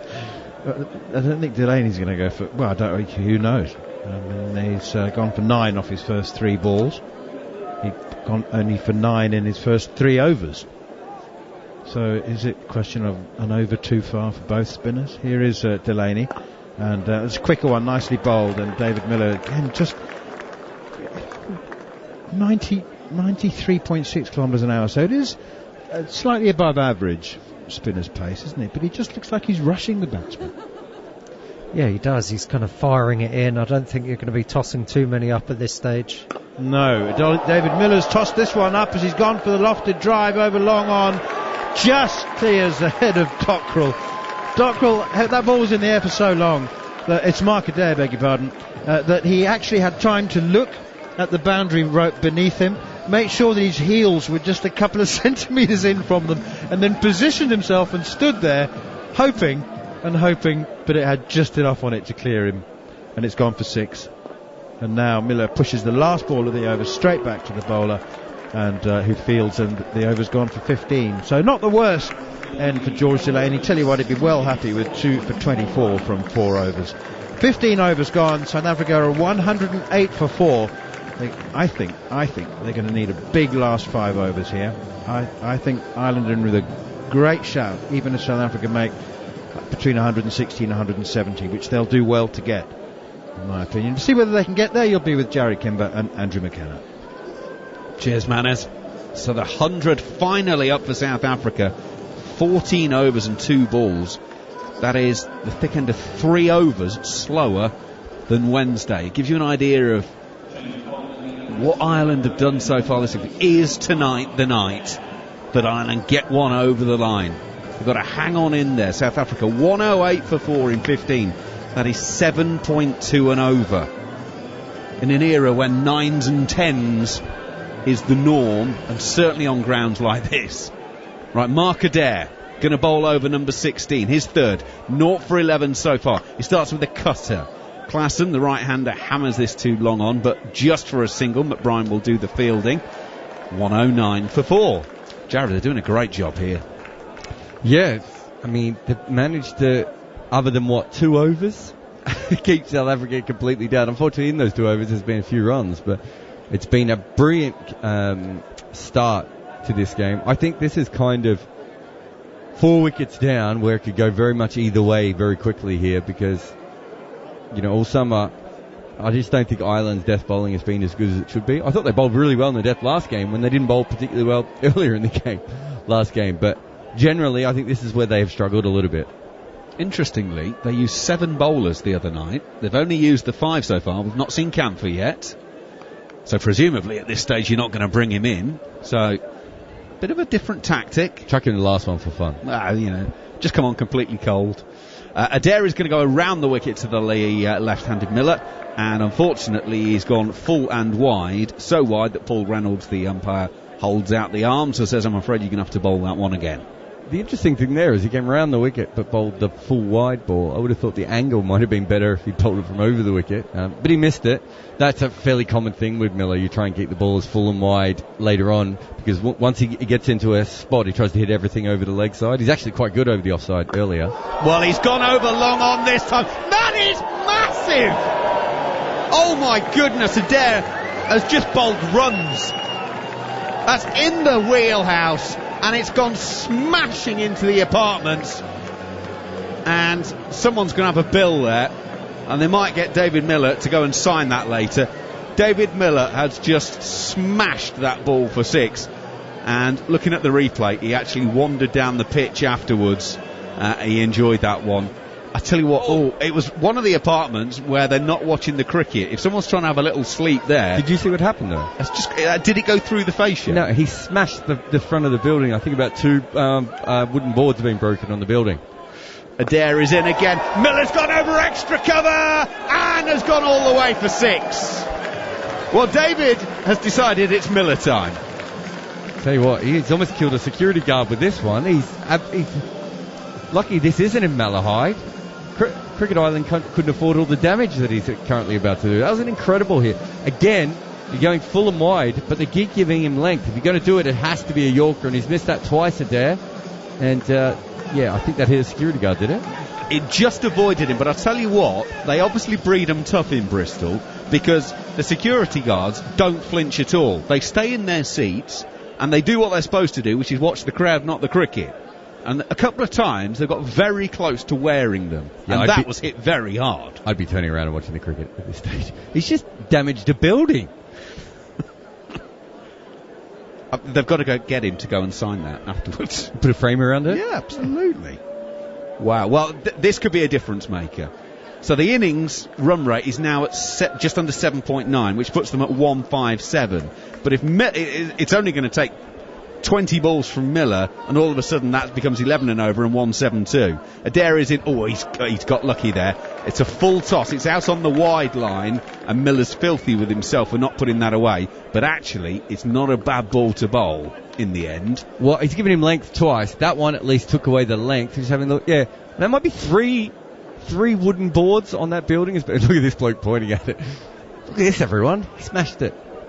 Oh, so he just knocked down the one board. Yeah, you keep that, put the frame up. What about insulation, though? What about moisture control, Macca? You're the sort of person who knows about, home improvement. I know that could be expensive. That's 3 floors up. And David Miller has just made a mess there. Mark Adair has just bowled the wide. Again, he's coming around the wicket, right arm around to the left-hander. He's trying to go full and wide, but unfortunately he started it too wide. And it never threatened to come back, so he's going to have to bowl that one again. Yeah, I don't mind that because his last 2 balls he's nailed the length, and he's kept them nice and wide. It was the ones where he got the length wrong that Miller's just destroying. You really do have to get the length right if you're going to go with this tactic because Miller knows exactly where he's going to bowl. Where is Adair going? He's into the wheelhouse again of David Miller. 1 bounce for 4 through long off. McBride can't get around to cut that off. And that over, it's still going. There's 1 ball to come.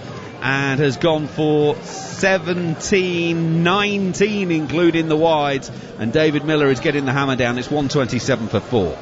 Yeah, I'm just going to keep harping on about this. He missed the length again. And he's not missed it by a little bit, Macca. He's missed that by what, 1.5 meters, 2 meters in the end? Which allowed Miller to miss-hit that a little. Well, miss it maybe is the wrong word. But sort of slice it a little bit into the gap.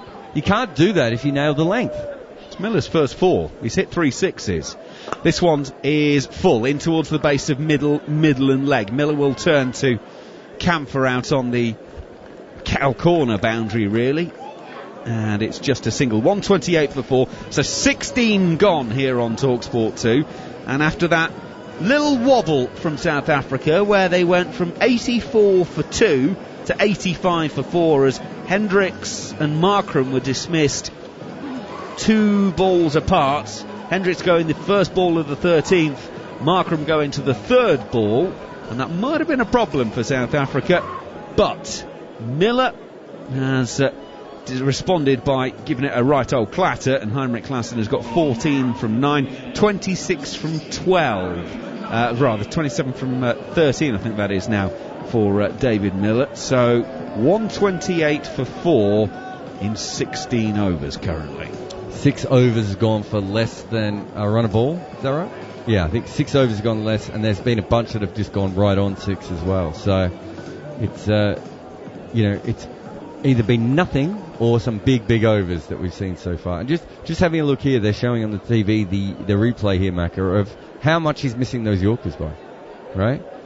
Those are not small errors, and he got the line right over and over again, but those are big misses on length.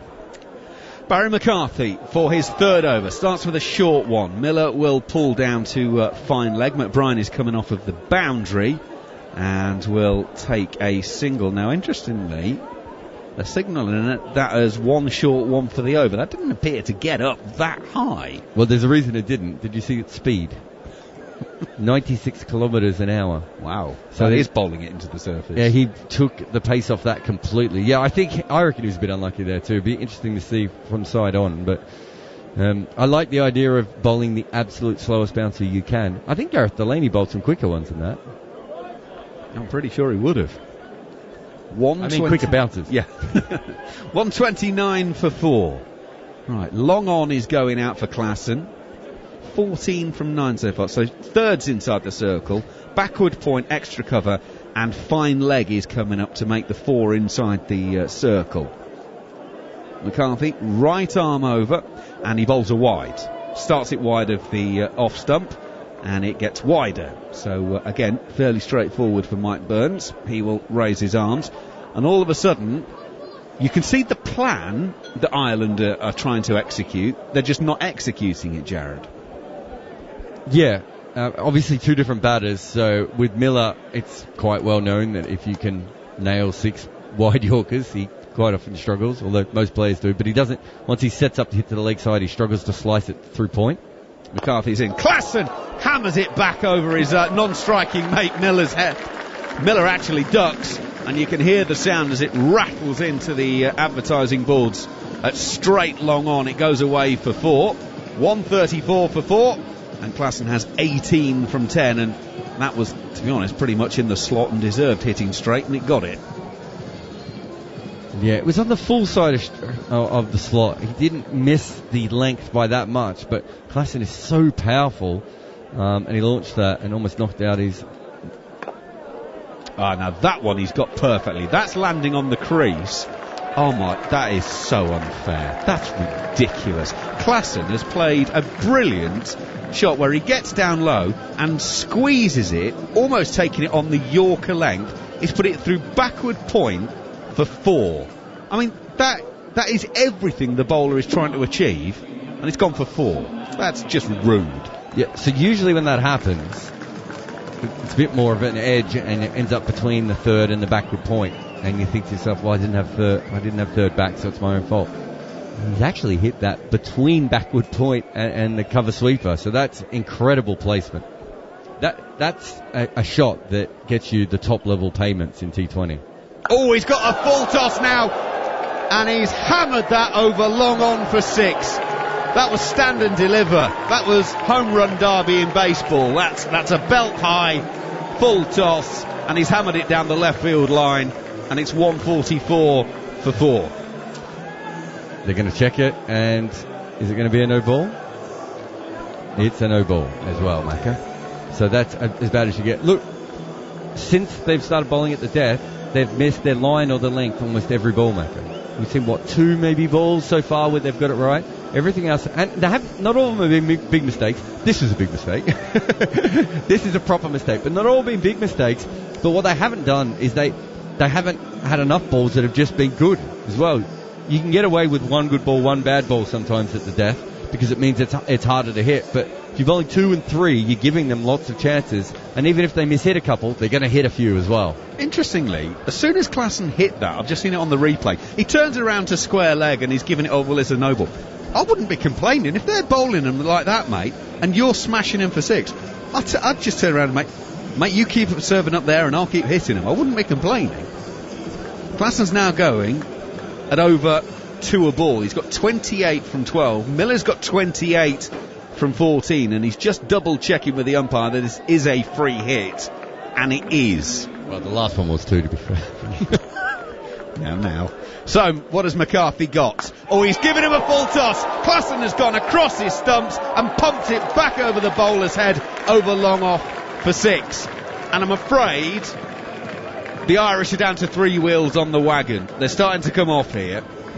We praised them earlier on for saying that actually they'd held their nerve this evening, they'd done the basics right, but unfortunately the death overs are costing them. That 6 brings up the 150. South Africa 151 for 4, and that again is a thigh-high full toss. I think this over he's been going for wide Yorkers, and I don't think he's got anywhere near an actual wide Yorker so far this over, Macca. Again, that was too high if it's a full toss. You have to at least hit the danger bit. 15 balls that third 50 took. Oh, and now it's just getting ridiculous. So McCarthy has elected to go right arm around the wicket, across the batsman, to sort of look for the wide offside Yorker, and Klassen has under-edged it past the wicket keeper, and it goes away for 4. Actually, the wicket keeper, Lorcan Tucker, has gone almost to second slip, and it's beaten him to his left hand with the dive. Yeah, that was probably a little bit wide, but because the batter went wide on the crease, then that was exactly how he wanted to execute that ball. And because Lorcan Tucker was doing his job and moving his feet as a wicketkeeper, it's cost them 4 runs. His 2 best balls have probably gone for 4, actually, in this over. He's staying around the wicket to Klassen. Oh, this one's a free hit as well, according to the sign on the screen. I didn't see a signal. That might be an error on the scoreboard. It's just a single out to the cover sweeper to finish the over, and the over is done. And unfortunately, there's a few too many high numbers in the last 3 or 4 overs. 1, 2, 3, 4 6s. There's also a 7 in there with the no ball that got hit for 6. The true maximum. And 4 fours. 48 runs in the last 3 overs. Yeah, it's not been good. It's also, if you have a look at it, it's trending upwards. So I have no idea what the next over is going to have at this point. They really haven't had the ability to nail more than 1 ball in a row, maybe 2 balls in a row there. Adair struggled as well. I suppose looking at what happened to Darren McCarthy, got away with it. This is kind of what's been happening to Ireland a lot. I think one thing that we haven't talked about that much is they've got themselves in a lot of games and they haven't gone on to win them. We probably haven't talked about them as much that their death bowling is consistently bad at this point. And they really have struggled with it. And, you have a look at Josh Little. I think he's now going at around 10s in his career at the death. They just don't have anyone they can toss the ball to that is a banker. The 16th over went for 27. Starting the 18th over, though, and Little is around the wicket, and Klassen at this stage is just going to swing at anything, and he gets an outside edge, and it's called by McBride at short third, and Klassen is out for 39 from 16. It's 156 for 5. Yeah, he's got an outside edge to a ball that was a back of a length and metre outside leg stump probably for the time he's played it, but he gave himself some room, and Little followed him with an off cutter, which meant it was still going away from him, but 39 of 16. Klassen's done exactly what he had to do here. They've got 2 hitters to come now. This is the perfect situation, really. They've sent Pretorius in ahead of Parnell, but 2 guys who get a bit of a swing. Pretorius is definitely a better hitter than Parnell, but Parnell probably more suited if they lose wickets early on. But, Macca, it does mean that if they get through Pretorius quickly here, they do have a chance. It's still Shamsi, Ngidi, who am I missing? Maharaj. Yes. Maharaj can hold a bat, but, in Neil Manthorpe's eyes, he's an all-rounder. To the rest of us, he can hold a bat. But there's a chance here if they can string a couple of wickets together in a row. But Pretorius' strike rate in T20 internationals is 160, so he's handy.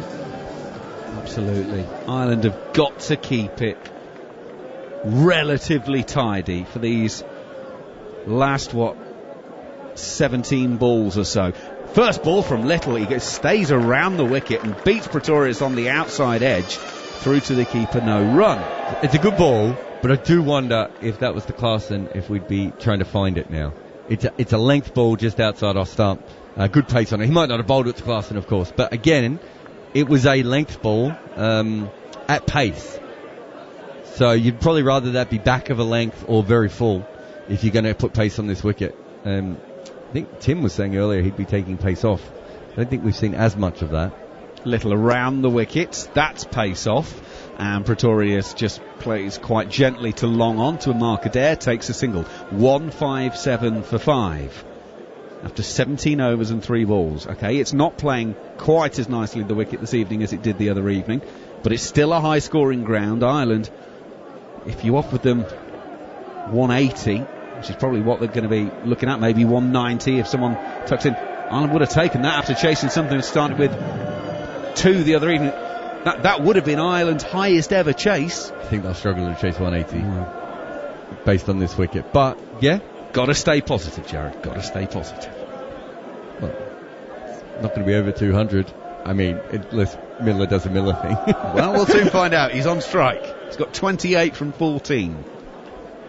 Little will be left arm over to him, and he goes with the short ball, and Miller guides it to short third. On the bounce, so there is no run. Miller, I think, was looking for the uppercut then, and actually got it slightly wrong. And there's no run. That's the most important thing from an Ireland point of view.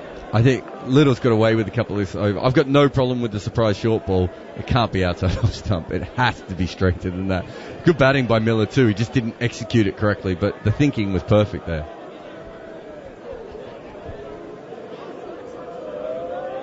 In comes Little then. Left arm over. It's gone short ball again. Chest-ish high to Miller.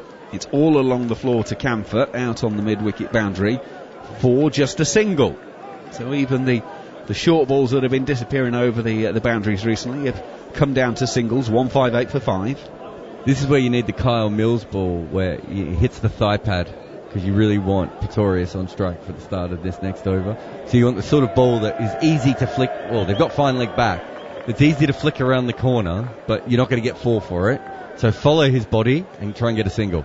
Around the wicket is Little. Oh, it's in towards the body, and Pretorius has ramped it through short third, and it goes away for 4.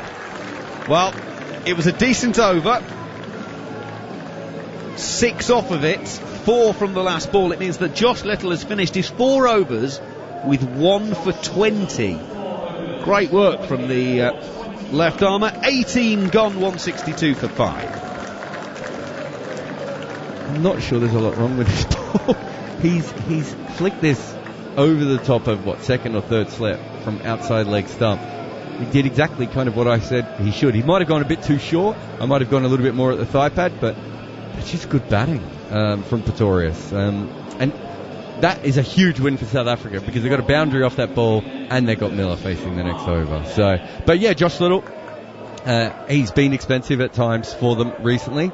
It was a good death over from him, all things considered, and he bowled brilliantly at times. That 7th over earlier, I thought was really good. He swung the ball early as well. Mark Adair will bowl the penultimate over, and he's gone into the feet of David Miller. It's around the corner. They're going to come back for 2. That ball hasn't got outside the 30-metre circle, and they scamper for a couple off of the bat, not the pad. 164 for 5. Yeah, I don't want to call it an error, but that's a double loss for Ireland there, because it's 2 runs off 1 ball, and they've managed to let Miller get back on the strike. So, also, Paul Sterling almost threw the ball away for a 3rd run. Oh, it was leg by, so apologies. It was a late signal. Adair goes in once again, full, and Miller backing away, gets in a bit of a tangle and ends up just knocking it down to mid-off where Barry Mccarthy will field. Barry Mccarthy looks like he's going to be the man to bowl the final over, because everyone else has bowled out, unless they are going to get Curtis Camper to bowl the one over to finish it off. On his 100th appearance. Go on, make yourself a name. We didn't want to not let you bowl, mate, so have a go. Short third, short fine leg, square leg, an extra cover of the men inside the circle, out on the boundary, cow corner, long on. Wide Yorker field. Long off. Where's he going then? Well, he's gone wide, but he's not found the length quite of the Yorker. However, Pretorius didn't quite time it. They will scamper a couple down to long off, though. Pretorius goes to 7, 167 for 5. You got the length wrong, but Pretorius mistimed it. But that's, again, they've stolen a second run. So what has been a really good over has still, gone for a few here. Add a couple of boundaries on at the end, and Adair can go here. Pretorius' 5th ball of his innings. He's moved across his stumps and waits, because Adair has bowled it outside the off stump, and it will be called wide by Mike Burns. I was just waiting, because Pretorius moved very early, and therefore Adair turned round to the umpire and said, well, he's gone early, therefore I've adjusted my line. But he went off the cut strip. Yeah, that was about to be the If he point. kept it in the cut strip, he might have been okay there, I think you're right. It also depends on how much you think the batter's gone at a certain point. But yes, they come down to have a chat to each other now. Yeah, I think once you've lost the cut strip, I think you're struggling to win the argument, aren't you, with the umpire? Here we go then to Pretorius. Adair goes in. Oh, it's a short one, and Pretorius hammers this into the leg side. Has he got enough on it? Oh, you bet he has. That's disappeared about 15 rows back. And Pretorius has hammered that into the stands for a maximum, and it's 174 for 5. I could be wrong, but I feel like that he saw Pretorius come there and decided to drop in short. But just gave him a little bit too much width, perhaps, there, Macca. It was an incredible hit, though. To be able to do that, was he on his front foot when he hit that? Pretty much. Let's have a look. Yeah, kind of. So, if you're gonna drop in short, I just think that you have to be at his body. You can't give him a free swing of the bat. We saw George Dockrell play a similar shot the other night against South Africa, probably against Pretorius, maybe even perhaps. So I think if you're going to do that, if you see him come and you think, okay, I'll give him the short one, it just has to be at him. Great hit though. Pretorius made 21 from 7 on Wednesday. He's got 13 from 5 now.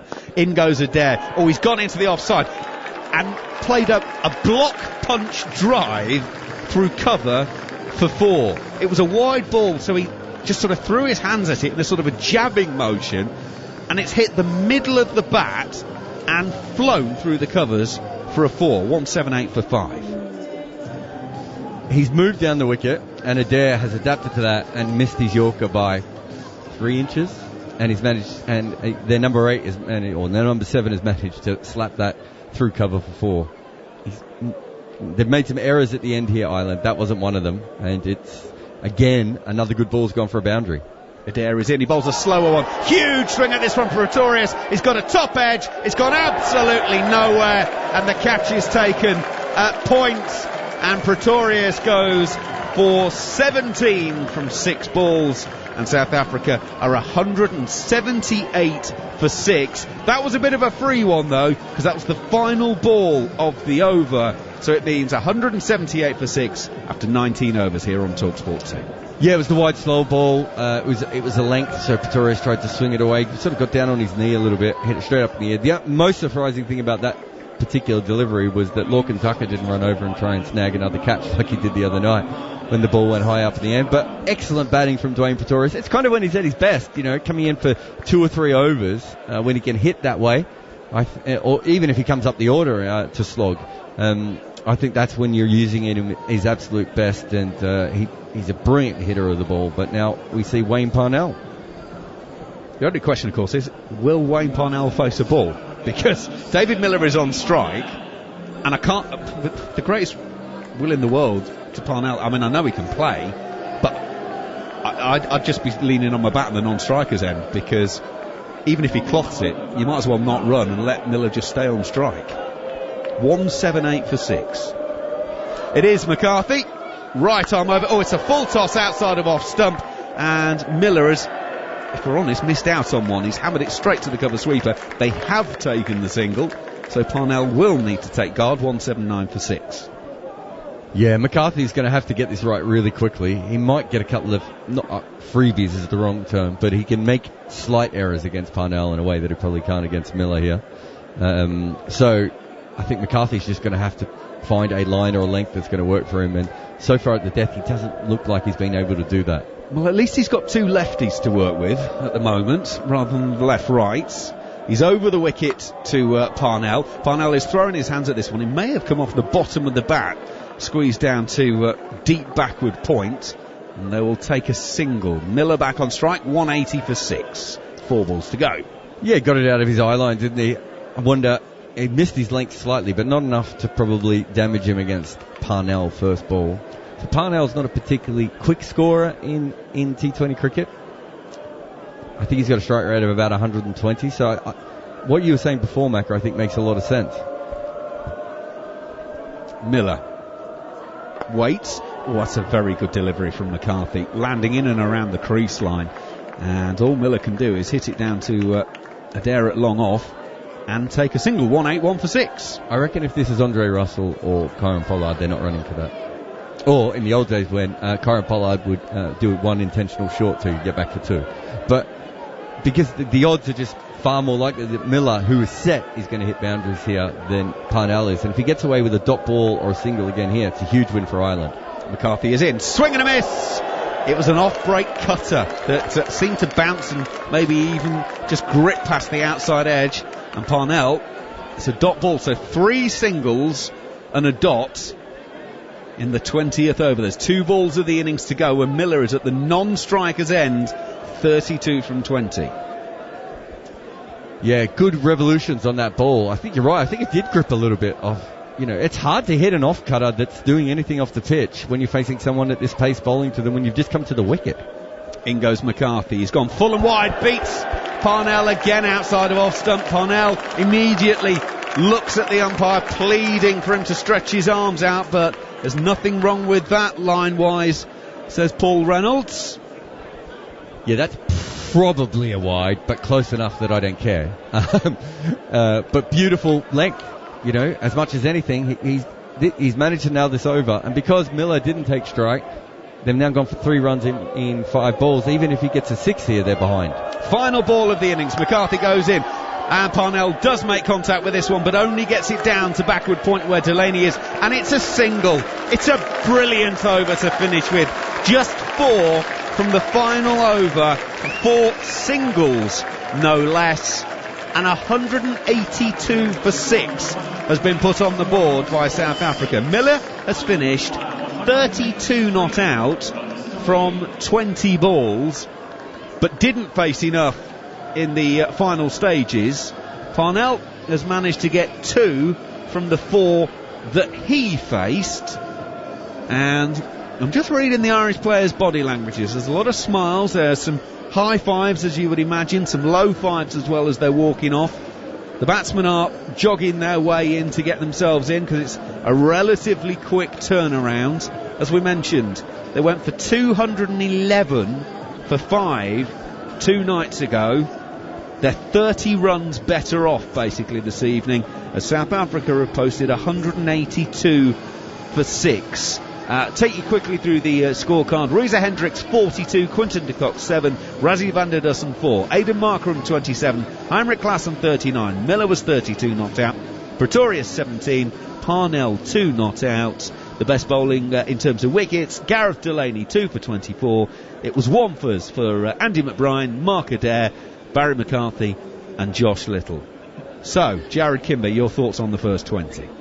It was interesting, wasn't it, because of just how long South Africa couldn't hit the ball off the square. And we saw Rassie van der Dussen and Quinton de Kock both ended up with negative strike rates. Not negative, but negative as in under a run of ball. And so it was very tough. And then we saw a couple of guys just come in and whack it everywhere, like Aidan Markram, who we didn't really expect to see that of. So I think that looking at the Ireland team, I think they're not upset with 180 odd. I think they're a little bit upset with the fact that South Africa got to 180. But that they also got to steal that last over. So there were some positives out there.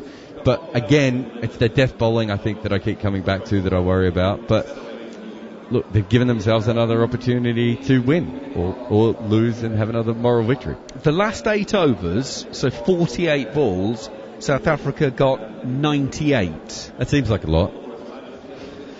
Yeah, it's like, in a way it should have been less than that, but in another way you'd be happy with it, but with that South African order and the ability to clear it. It's an interesting one. Yeah, look, they're not getting quite enough wickets to get into the weaker side of the South African batting early enough. You really want Pretorius and Parnell having to come out in the 12th or 13th over, and so that means that they've got set batters hitting at the end. And the power of Klaasen and Markram and Miller and Pretorius, they're going to clear a lot of boundaries, and you only need to get it wrong. And they did get it wrong for a couple of those overs, but I think there was 3 boundaries, or maybe 2 boundaries that were just off really good balls as well. But I don't think Ireland put enough balls in the right area when they were under pressure right at the end. But there are good signs. I thought Little bowled spectacularly throughout the game, and even when he came back on at the death. And I think almost any time you get 4 overs out of Delaney is a win. If you get 4 overs out of him with wickets as well for no runs, that's a massive win. So they'll be happy with that. Yep, absolutely. So Little has gone at 5 and over. Delaney has gone at 6 and over. In a T20 game. Absolutely fantastic stuff. Right, we're not far away from the Irish reply. You are listening to live and exclusive coverage of the second T20 between Ireland and South Africa here on talkSPORT 2. Exclusive international cricket live. Ireland take on South Africa. Direct from the county ground, Bristol, on talkSPORT 2. Hear the biggest sports stories first and fast with the Back Page Review on talkSPORT with Tesco Mobile for Business. Listen to talkSPORT Breakfast every weekday morning from 6 for the latest breaking Back Page news, plus unbeatable reaction, opinion and comment. The Back Page Review on talkSPORT with Tesco Mobile for Business. Join Tesco Mobile and get business phone bills for up to 40% less than the big mobile networks. Tesco Mobile, every little helps. For applicable terms and verification, see tescomobile.com/business. The Sun Super Days is off to sea life, so you can dive into magical underwater worlds at one of 9 UK aquariums with turtles, rays, sharks, and more. Get your 2 free tickets worth up to £47 when you collect codes inside the Sun. Start collecting for your free tickets. Pick up the Sun this Saturday. T's and C's apply. This summer, First job back doesn't get simpler. what if the world's deadliest assassins Simple, my ass. were all on one train? Run. It's the quiet car. Brad Pitt. Get off at the next stop. Sounds easy when you say it. From the director of Deadpool 2. Dude. Bullet Train. Exclusively at cinemas now. Rated 15.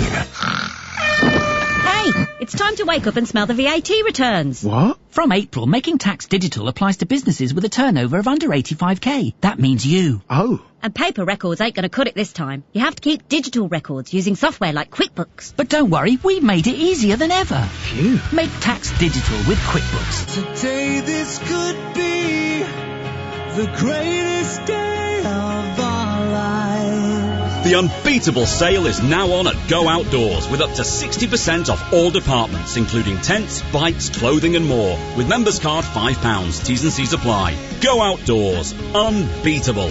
I'm here with Team England's Oscar Kelly. What's up, Dermot? How's it going? Hello, Oscar. A Commonwealth Games para-triathlete supported by the National Lottery.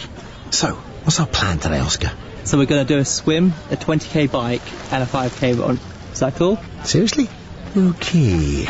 I'll just be over here. Come on, Dermot. Thanks to all the National Lottery players for supporting the sporting heroes of tomorrow. Your numbers make amazing happen. Rules and procedures apply. Players must be 18 or over. PGA Tour Wyndham Championship tonight from 10, live on talkSPORT 2. As the world's golfing elite go head-to-head at Sedgefield Country Club, hear full swing by pitch by putt commentary of all the action direct from Greensboro, North Carolina. PGA Tour Wyndham Championship tonight from 10, live on talkSPORT 2.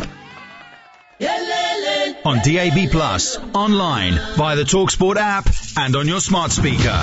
Exclusive international cricket live. Oh my goodness, what a shot. Ireland take on South Africa. Direct from the county ground, Bristol. Gone all the way for 6. On talkSPORT 2.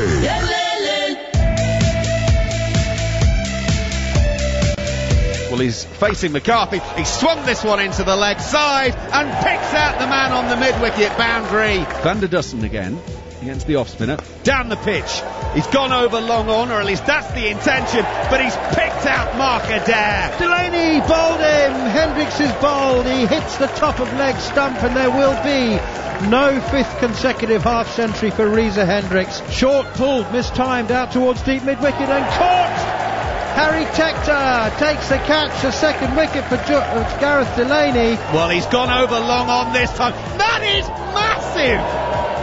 Oh my goodness, Adair has just bowled runs. Adair is in again. Miller's gone over extra cover and has gone all the way for 6. Oh, he's given him a full toss. Klassen has gone across his stumps and pumped it back over the bowler's head, over long off for 6. Here we go then to Pretorius. Adair goes in. Oh, it's a short one, and Pretorius hammers this into the leg side. Has he got enough on it? Oh, you bet he has. That's disappeared about 15 rows back. Adair is in. He bowls a slower one. Huge swing at this from Pretorius. He's got a top edge. It's gone absolutely nowhere, and the catch is taken at point, and Pretorius goes. Yeah, very good evening to you. Live international cricket here on talkSPORT 2. We're halfway through this second T20 game between South Africa and Ireland. South Africa, of course, won on Wednesday evening by 21 runs. Well, they were put into bat by Ireland earlier on. They have posted 182 for 6. So they are basically 30 runs light of where they were on Wednesday. They posted 211 for 5 on Wednesday. Ireland replying with 190 for 9. If Ireland can basically play that innings again, they would win this game and end this run of 7 games without a win. The umpires are on the way. The grounds crew are just clearing off the playing surface, doing their final bits and pieces. The South African bowlers and fielders have been getting loose. They're now about to have a huddle, and we're about to get the second half of this innings and this match underway. Bristol has been a very good host for these matches, and there's a good crowd in, hoping that Ireland can see this one through. Tim Murtagh, is this the night? I keep asking the question, can they do it? I think we all hope so, but my fear is that South Africa have got 20 runs too many, a bit like they did on Wednesday night. I kind of think 190 was probably about par on Wednesday, and I felt, sort of looking at the surface, looking at the slightly inconsistent nature of the bounce and the spin, that sort of 160 would have been about a par score. So yeah, I feel South Africa probably got 20 more than the Irish lads would have liked, but you never know. It just takes one innings, takes one special innings from Paul Sterling, Harry Tector, Lorcan Tucker again, but it's going to have to be a special innings because South Africa have got very, very strong bowling attack, and I think especially those spinners, having seen the ball grip a little bit for Gareth Delaney and even Andrew McBride, they're going to be a massive threat to the Irish batters when they come into the attack.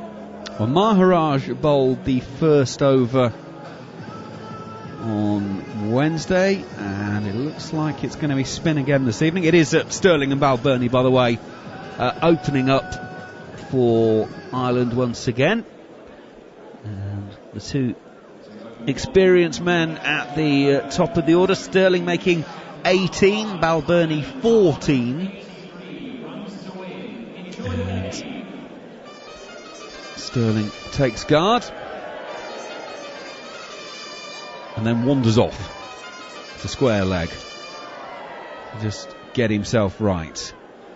So short third, backward point, square cover, extra cover inside the circle.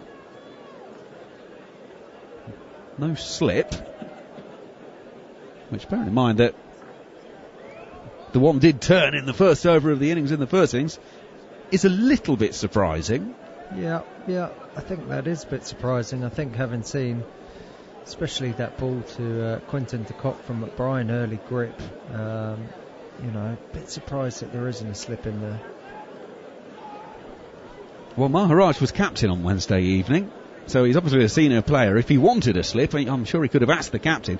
I always think, if nothing else, it's the psychological thing. To say to the batsman, oh, by the way, I'm going to nick you off, and I'm going to have a grabber there waiting for it. I mean, it might be to Balbirnie that he comes in, but we'll have to wait and see. Here we go then, Maharaj. He's a little bit short. Oh, that's a lovely punch off the back foot from Sterling. Markram is out at long off, though, and he's able to get around and go about 10-15 metres to his left and keep it to just a single, but that was a bit short and sat up, and Sterling will be a little bit disappointed. He's only got a single from that one. Did spin a bit, though, especially for his first ball. Balbirnie is in, taking on the pad. Half an appeal before they realise it's sliding down the leg side. There isn't a slip in place, by the way, for Balbirnie. As we say, that is slightly surprising, especially that first ball did grip. This one slid on. It was an inside edge in there from Balbirnie as well. This time he's getting it up towards mid-off. Markram will pick up. There's no run. Sterling was offering to come from the non-striker's end, but was sent back. So 1 without loss after 3 balls. Maharaj 2 for 21 is his best figures in T20 internationals that he managed the other evening, and this time he's pushed into the offside by Balbirnie and there's no run. Yeah, he's keeping it tight. Balbirnie's trying to manufacture a bit of width and hit him through the offside, but he's just followed him. This one sort of bowled into the pitch, in towards middle and leg. Balbirnie's pushing it out on the leg side. The bowler in his follow-through will field. And there's 1 ball left of this over already, and there's just a single. Balbirnie has faced 4 deliveries. Hasn't been able to hit the boundary. More significantly, hasn't been able to rotate the strike either. If you can't hit the boundary, fair enough, but you've got to keep turning it around and keep the scoreboard moving. Maharaj, left arm around. From the crease, push into the offside, yes, no moment, both batsmen get back.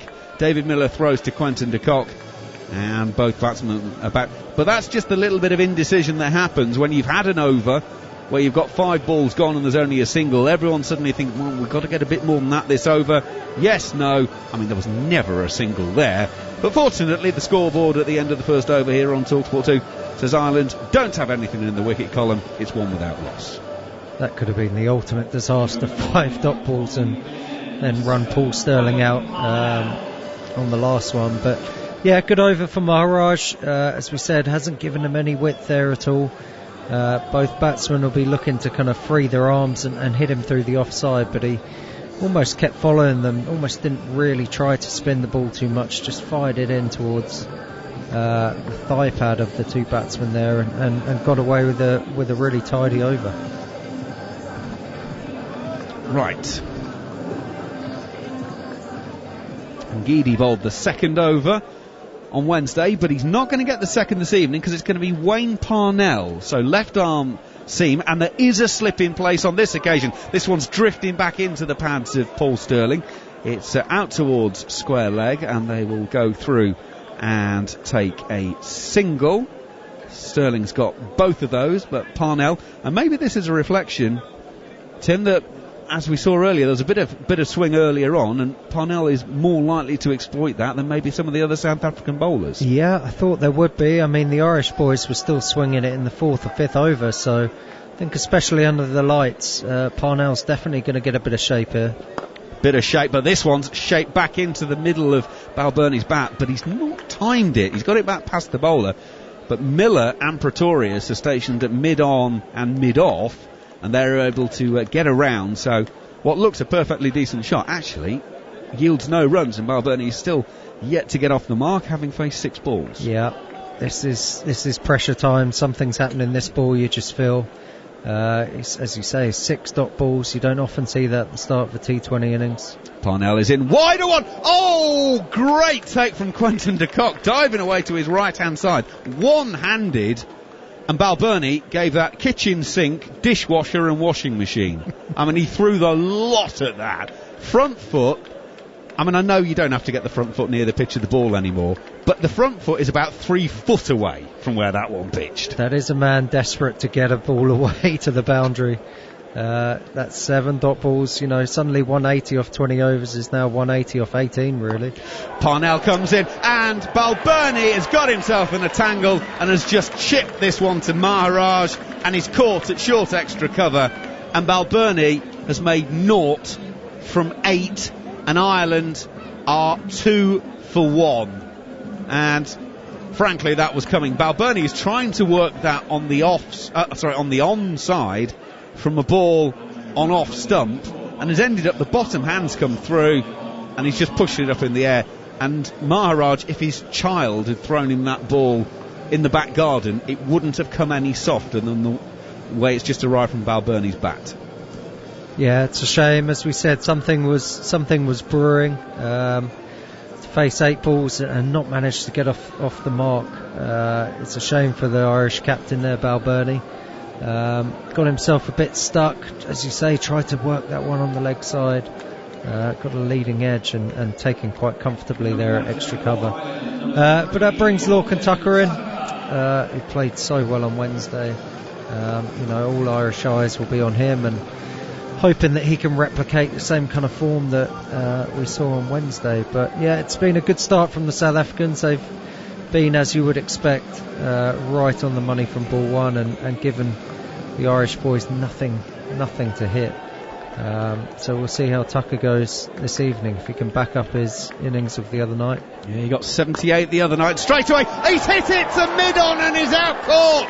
Parnell's got 2 in 2. Tucker went across his stumps to the left armour and has clipped it to mid-on. And Ireland in a heartbeat are 2 for 2 after 11 deliveries. Tucker goes first ball. I said South Africa might have 20 runs too many. It looks like they might have 120 runs too many at the moment. Yeah, disappointing. I think first ball he hasn't perhaps given himself the best opportunity to have a look at the bowling, perhaps thinking he's batting on the same wicket as it was the other night. We've sort of seen from the South African innings that it's not quite the belter that we saw the other night, and you're probably going to have to give yourself a few balls just to adjust to conditions. But that's 2 blows early from the South Africans, 2 in 2. Brings Harry Tector out to the crease early, and the Irish boys need a partnership here. They just need to stem this flow, really, and these two are more than capable of doing it, but suddenly that 183 is looking a long way away from now. Well, let's go short-term targets. They need Harry Tector to avoid the hat-trick ball first and foremost. And by the way, what a decision to give Wayne Parnell this over, because it has paid them back in bucket loads. It has. He's been right on the money, as we saw. First ball to Paul Sterling, swung nicely. Haven't seen much swing since then, but his length and his consistency has been exceptional, and it's brought him 2 wickets. And now, as you say, Macca, hat-trick ball. They've got to slip in, they've got to catch him mid-wicket, so they're kind of surrounding Harry Tector. Left arm over, Parnell is in. He goes in towards the left hip area, and Harry Tector's able to turn this down to fine leg, and he gets underway with a single. I think Parnell might be a little bit disappointed with that one, but you can't be too disappointed when you bowl in figures, say 1 over, 2 for 2, and the opposition are 3 for 2 after 2 overs in a T20 international. That's the situation here on talkSPORT 2. Ireland are trying to make 183 to win this game after 12 deliveries. They're 2 for 2. I think you're right. I think of all the balls he could have bowled there on a hat-trick ball, the kind of clip ball off the hip is not what he was looking for. He could have gone for the stumps, could have thrown it a little bit further outside off stump to try and induce an edge from Tector, but he's played that quite comfortably. Not looked in any kind of rush there. Harry Tector got himself off the mark nicely. He's got a good mature head on his shoulders, as we've spoken about before, so they're just going to have to weather this storm a little bit now, and Geedy's into the attack, so it'll get easier now. It's not going to get any easier for them, unfortunately. Well, Mundy and Geedy In he comes in. Oh, he bowls a wide down the leg side first ball. He seemed to just fall out of his action a little bit there, and that's a pretty easy one for the umpire. So wide called at 1 for 39 from his 4 on Wednesday. Yeah, just started poorly there, didn't he? Just pushed that one down the leg side. Bit of a loosener, but he's a fine bowler. He's had a good tour of England and so far, and he'll be looking to continue that. In he goes again. This one is heading in towards off stump, and Harry Tector's in behind that one easily enough. There's a slip in place as Tector pushes back down the pitch, no run. And well, it might be the power play period of the 6 overs, but I don't think with the opposition at 4 for 2 you'd have too many more than 2 outside of the circle anyway at the moment if you're South Africa. Feels like they're going hunting wickets right now. Yeah, I think sort of one more in this power play really hurts Ireland. In goes Ngidi, full. Tector pushes to mid-on, takes on Pretorius, throw misses. Think Tector might have made it anyway, but tip and run at the moment. Back garden cricket for Ireland, they're 5 for 2. Yeah, nice shot. He's a quick lad as well, Harry Tector, so he made it fairly comfortably in the end. Just seeing on the replay, yeah, bats way past the stumps, let alone the return crease, so got himself nicely going here. He's got himself 2 runs early, but it'd be interesting to see how Paul Stirling plays from here. It's kind of the fireworks that we want to see from Paul Stirling, but the loss of those 2 wickets in that last over may just curtail his intentions, but you never know with Paul Stirling. Absolutely. In goes Ngidi to Stirling, gets one round leg stump, turns it to wide mid-on, but they will just take one as it's Parnell does the fielding, and it will be a single. So Stirling's got 3 from 3, so there's been 15 balls in the innings so far, and Stirling has faced just 3 of them. 6 for 2. Yeah, it's also not the kind of total. If it was 150, 160, you probably could regroup for a few overs, couldn't you? But it's not going to be long before the Irish boys are going to have to look to target the boundary, even though they have lost 2. Ngidi goes in. I think that was a cutter the way that Tector played that. He seemed to just try and sort of drop it into the offside. No real timing, and too near probably 2 or 3 fielders there, so Stirling's got no interest in coming from the striker's end, so it remains 6 for 2. Yeah, smart bit of bowling, just taking the pace off it. I think they would have learnt from and perhaps got some information from their own batters, the South African bowlers, about what was hardest to face on this pitch, and it certainly looked like pace off. The pitch is perhaps dying a little bit. Slips come out, gone to mid-wicket. Ngidi is in. Tector's using his feet to Ngidi. Pushes to mid-off and will take a single. David Miller will do the fielding. 7 for 2. Yeah, confident there from Harry Tector, isn't it? Ngidi's certainly not slow by any stretch of the imagination, but to have the confidence and the nous just to take a couple of steps down the wicket, get himself another single, get the feet moving, try and get the scoreboard ticking over again. Sensible play from Harry Tector, and brings Paul Stirling back onto strike, and as we say, the Irish need a boundary at some stage pretty soon. Final ball of the over, is it this one? Well, Stirling's gone high, back over Ngidi's head, and he manages to avoid Pretorius for the catch. Pretorius has done really well to pull that back in from the boundary edge, so it will be just a couple. Pretorius has pulled it back. He's ended up in a heap, and David Miller was coming from the other side of the stumps, just make sure his big all-rounder is all right. He is, and that will be just a couple. I think the umpires are officially checking it, but there's absolutely no problem. No, it's a great bit of fielding, isn't it? Bit of a pitching wedge from Paul Stirling there, just got stuck, went a long way up, didn't go too far, but almost got to the boundary. But that's the kind of intent that we need to see, I think, from the Irish batsmen. You look at the way Markram came in and took a bit of a gamble early on in his innings, just to try and wrest that momentum away from the Irish bowlers, who had South Africa under the cosh at that stage, and it's going to take something similar from either Paul Stirling or Harry Tector in the next couple of overs of this power play to try and get that momentum back. Parnell's got a second over, unsurprisingly, after 2 for 2, and Tector will push to mid-off.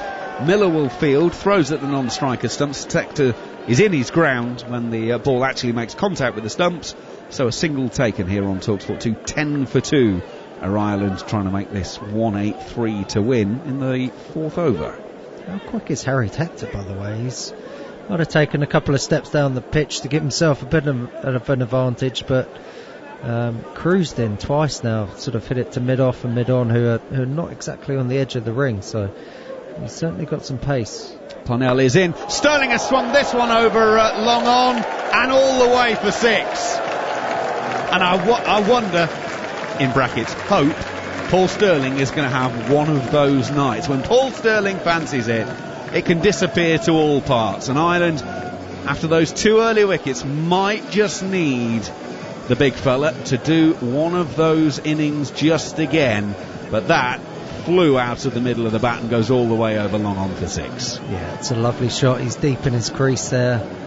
He's hoping for the length that he got, that's something that he can get his arms under. This occasion he's actually jabbed it down, playing it into the offside onto his own foot. It trickles out to backward point and there's no run. Yeah, just needs one shot like that to get him off and running. And hopefully sort of a few more will come, but it's going to be difficult because South Africans are bowling well here. They're changing their pace quite subtly. They're getting a little bit of assistance off this wicket, so it's going to have to take something special. Oh, he's hammered that into the leg side, Sterling, and that's another 6. Well, Parnell could do no wrong in the first over he sent down. He's just been walloped for 2 sixes in 3 balls this over, and Ireland are 22 for 2, and Sterling's got them both. Said it's going to take something special. That was a pretty special shot, because that is by no means a short ball. And Paul Sterling has just rocked back, taking it from outside off stump and absolutely whacked that flat. It's probably gone no more than sort of 30-40 metres in the air, but flat, and that's a crowd killer, that one. You've got to keep your eyes on the ball in the crowd there when Paul Sterling's batting. Parnell goes in, Sterling off the back foot. That might be the best shot he's played.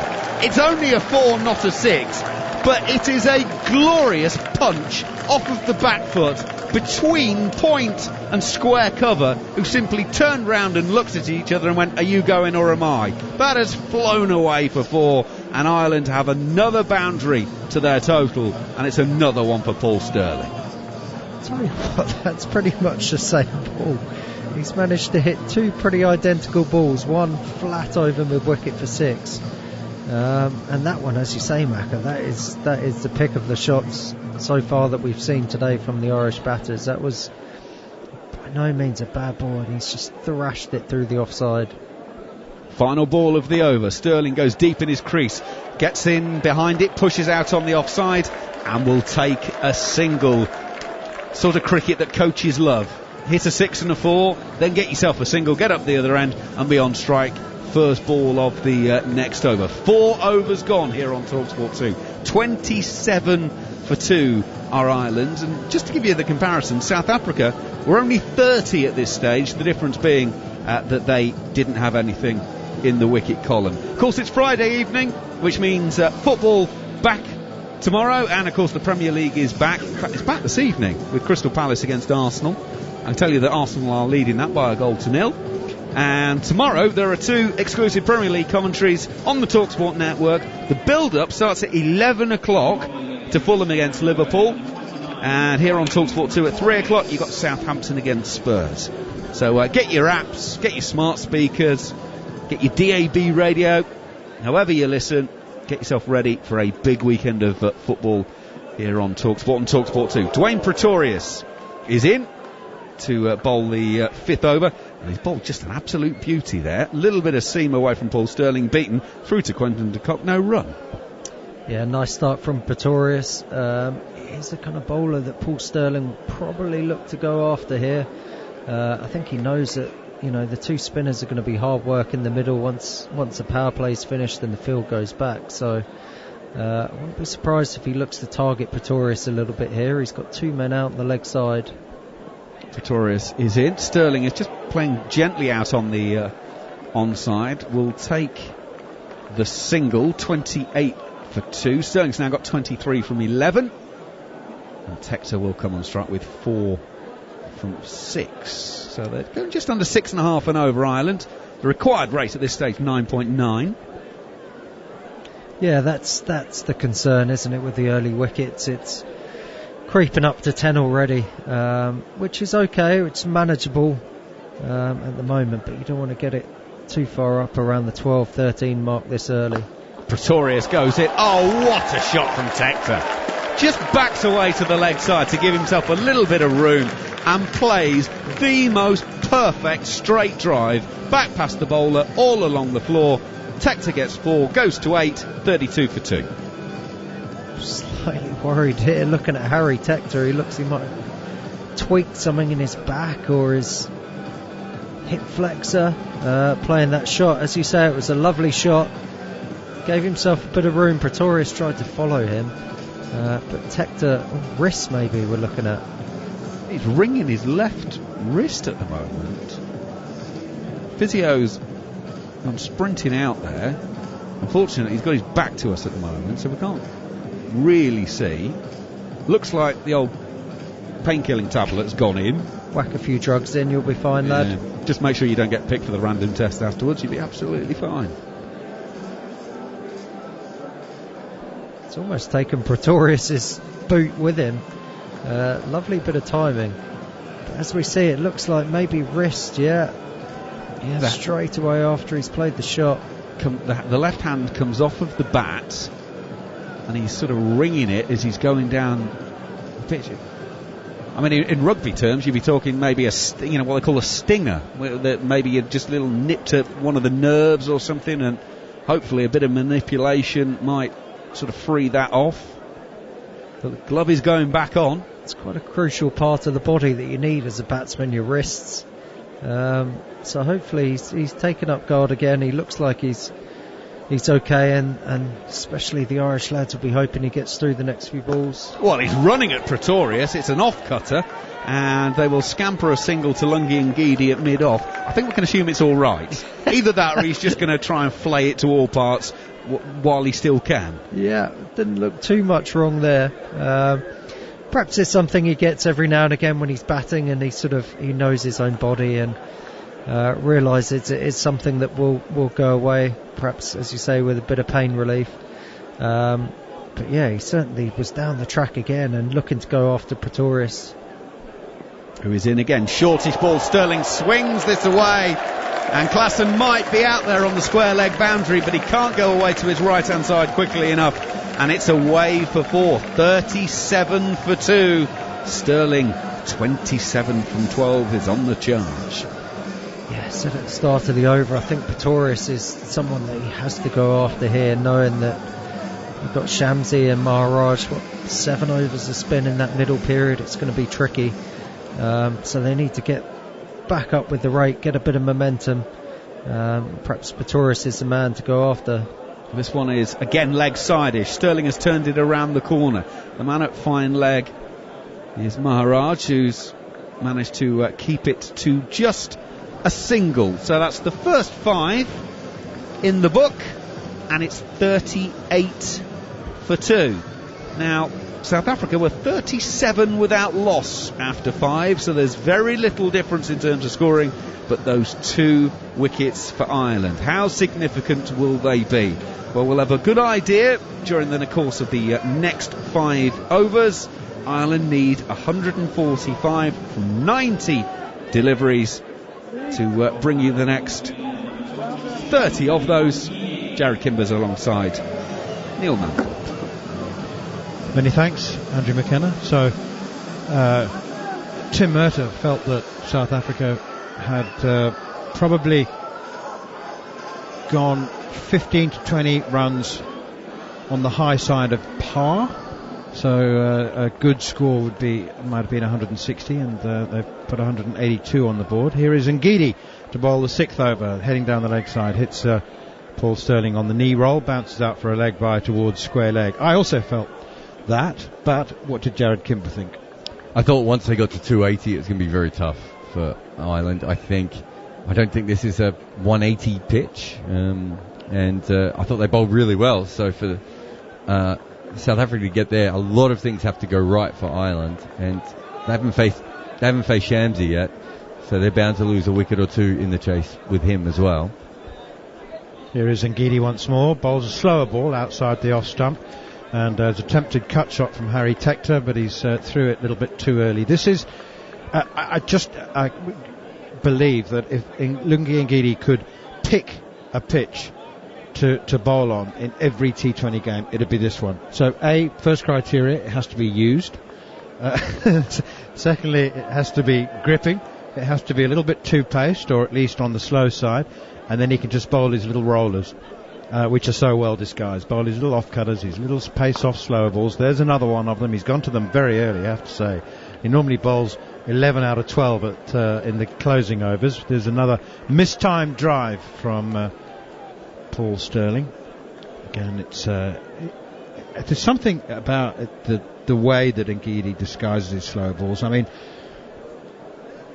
analytically and statistically, players must know just how often he bowls the slower ball, and yet it continues to befuddle batters wherever he's playing. South Africa, India, Ireland, Bristol. And that's just in the last year. Sterling on strike once more.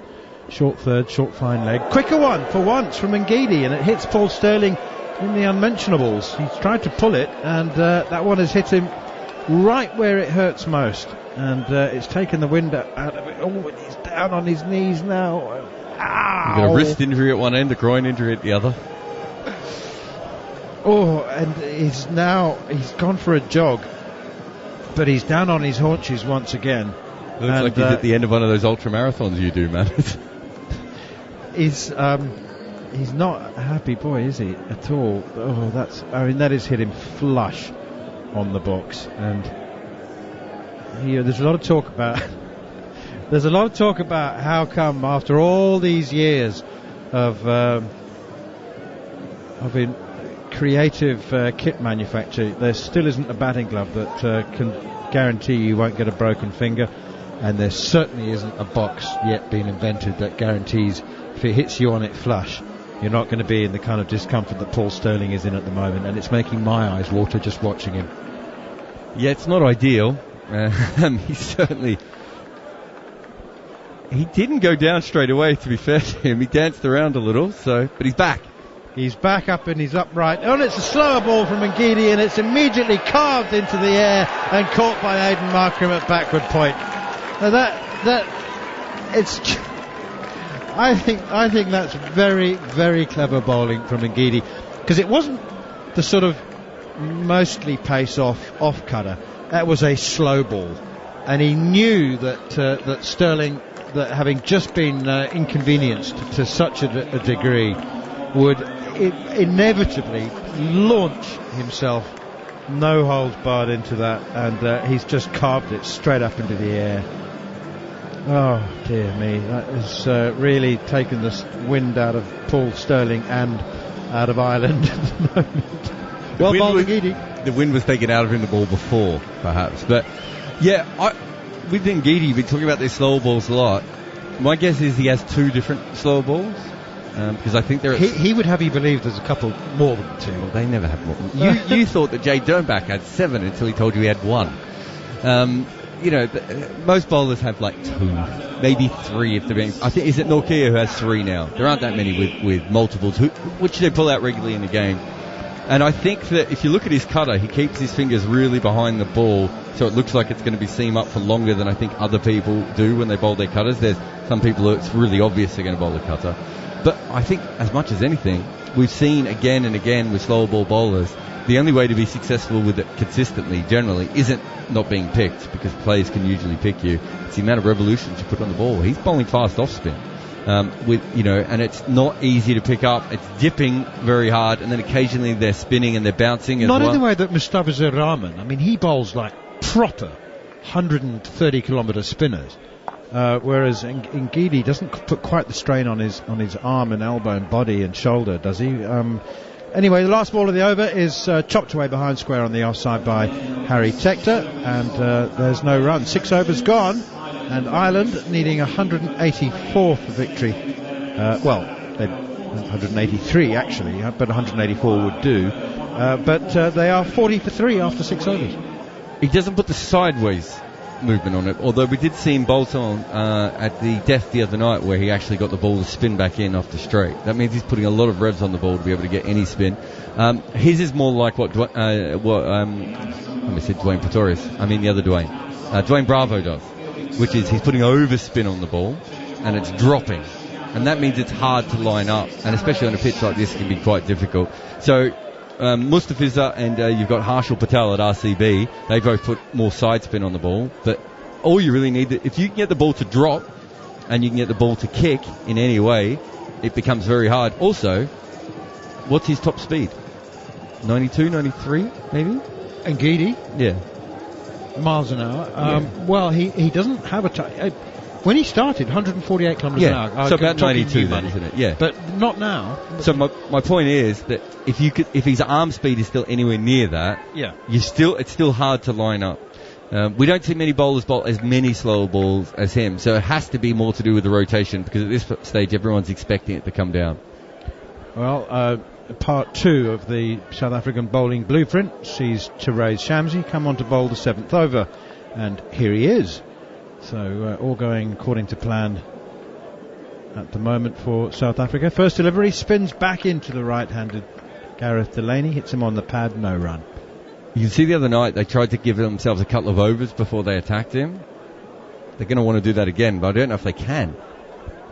Shamsi in once again. Oh, big appeal for leg before wicket, and up goes the finger, and Shamsi would have been he would have had a heart attack had that not been given out. He was sprinting down the wicket and trying to turn around at the same time, which for a big man is not an easy manoeuvre. But he was glaring at the umpire and celebrating at exactly the same time, and I have to say that it was absolutely, totally plumb, and it's been reviewed. It's been reviewed. Right on the death as well. I think it was about a second left when they reviewed that. It might be that it's not hitting all of the stumps.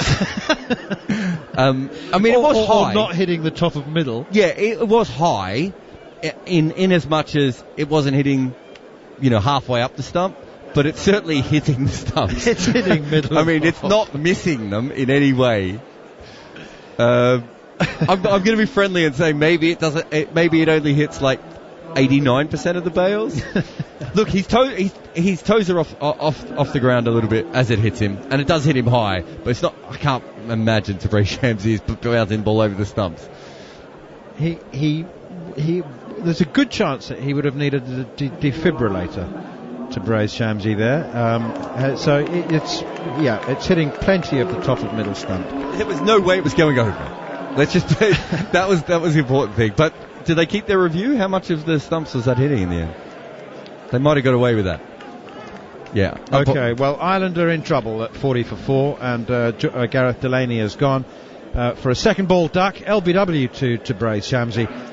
I know that it sounds like I'm being slightly playful in talking about South Africa's blueprint.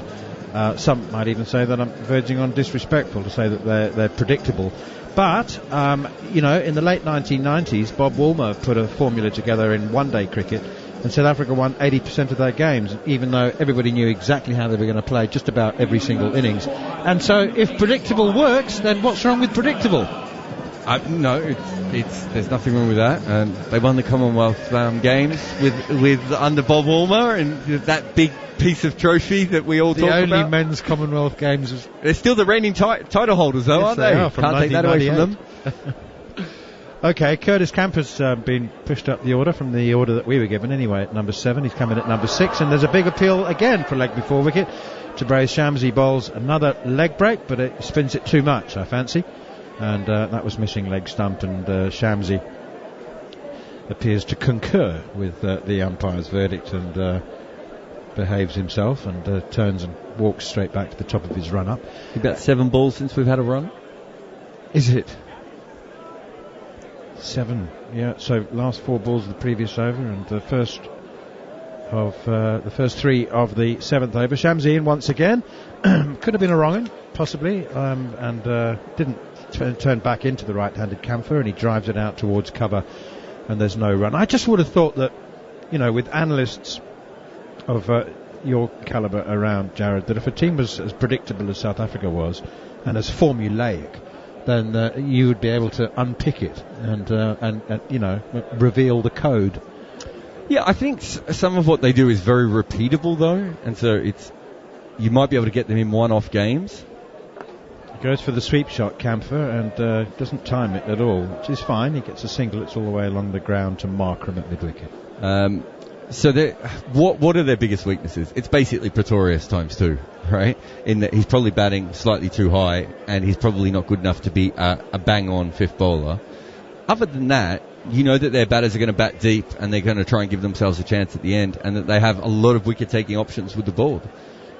They might have more wicket-taking options outside of this team than they currently have in the team. It's very hard for me to digest that. I'll give you the reason in a moment. 41 for 4. Here's Shamsi in once again, and that's short and pulled away behind square on the leg side, and it will be cut off before it reaches the boundary by Heinrich Klaassen, but they will go through for a couple. See, you have to be incredibly dispassionate as an analyst, because that's what you do. You analyse. You remove all personality and character. And see, I'm a big fan of Dwayne Pretorius. I think he's a terrific cricketer, and he's done lots of brilliant things, and he happens to be a wonderful human being and a new dad, and he's really lovely with his kid. I don't have an algorithm for new dad. You don't? Does that not come into your analysis? No. I think that as dispassionate and neutral as I try to be, I want him to be the missing link, and you keep telling me that he is the weak link. Yeah, I don't mean that. Look, he gives them the opportunity to play a very strong bowling lineup, and he gives them enough batting that they don't feel too nervous if they lose 4 wickets in the first 10 overs. I think that's important. But I do believe when they're playing very, very good teams and they do lose a lot of wickets, or you're going in a semi-final. Keshav Maharaj into the attack. His first delivery is a sweep shot from Camphor, hits him on the pads and deflects just past leg stump. See, I always believe that cricketers should be capable in T20 cricket of being able to do extraordinary things. I find it far harder to get excited about somebody who gives you repetitive 30s off 42, 40s off 30 balls, or somebody that repeatedly gives you 2 for 34. And I know that they probably add more value to the player than the players who do extraordinary things. And Pretorius can do extraordinary things with both bat and ball.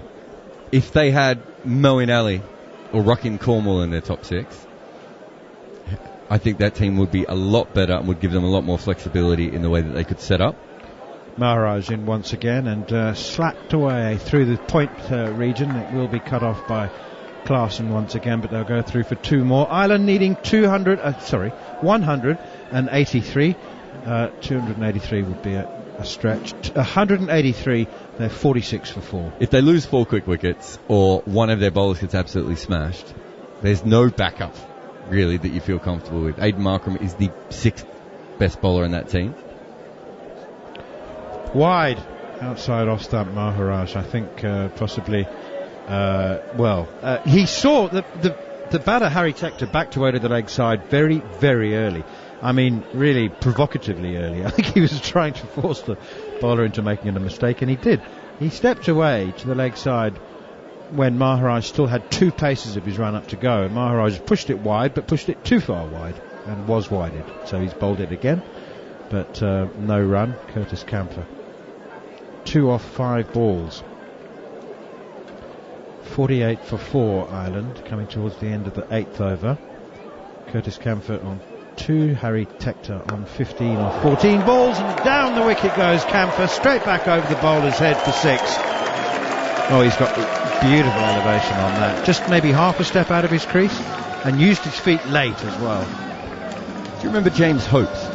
Yes, I do. Queenslander. There's a bit of him in Curtis Camphor. I remember Peter Roebuck once writing about James Hopes. If you watch him in a club game, you'd be like, good player, but probably can't play at the next level. You watch him in a Shield game, you're like, he's a good player, but he'll never play for a Shield. Every level, he looks exactly the same. Like Camphor is just like, I was just thinking, I don't know about him against spin. He got bowled, trying to play a cut shot the other day, and then he just dances down the wicket to Maharaj and just launches him beautifully.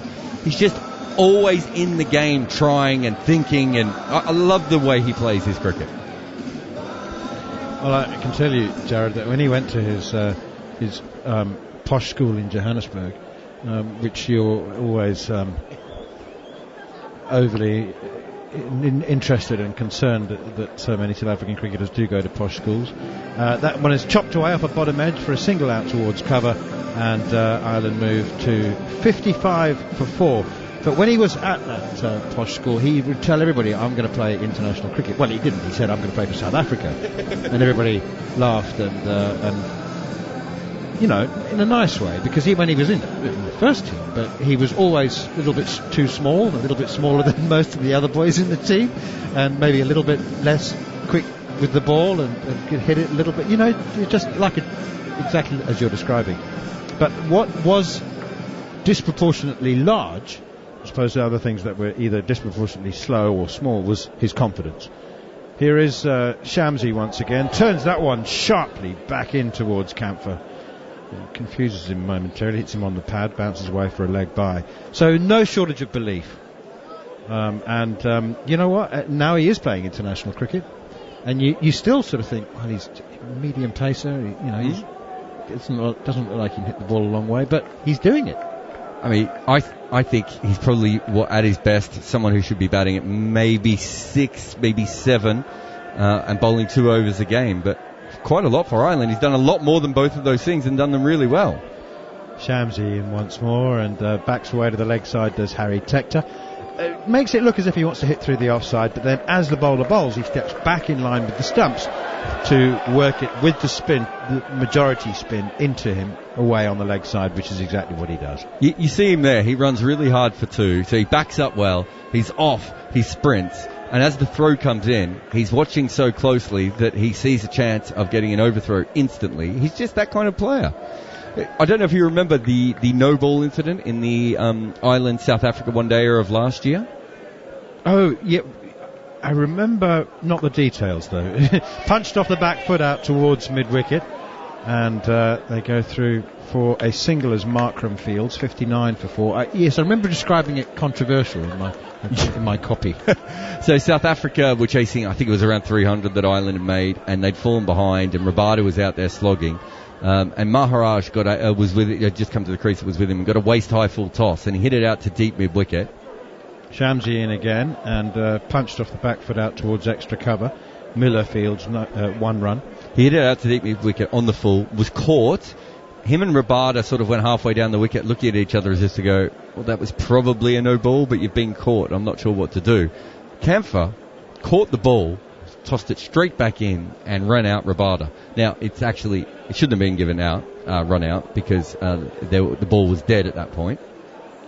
Short pulled by Harry Tector for 4. One bounce 4 through square leg. It was a poor delivery from Tabray's Shamsi. Just dragged it down, and 64 for 4.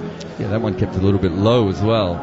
And I just want to tell the listeners that you wrote an entire article on one ball. I made the MCC admit that the umpires had got it wrong, because no one was willing to say that you can't be run out when you're caught. Which I thought was a fairly obvious thing at the time. And you managed to get 800 words out of it. 800. I wrote 3,000.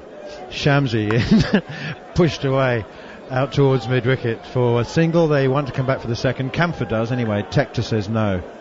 And after 9 overs, Ireland are 65 for 4. But the point is, I think most fielders would have caught that, looked around at both umpires to say, is that out, or would have come in sheepishly waiting for it to be given a no ball.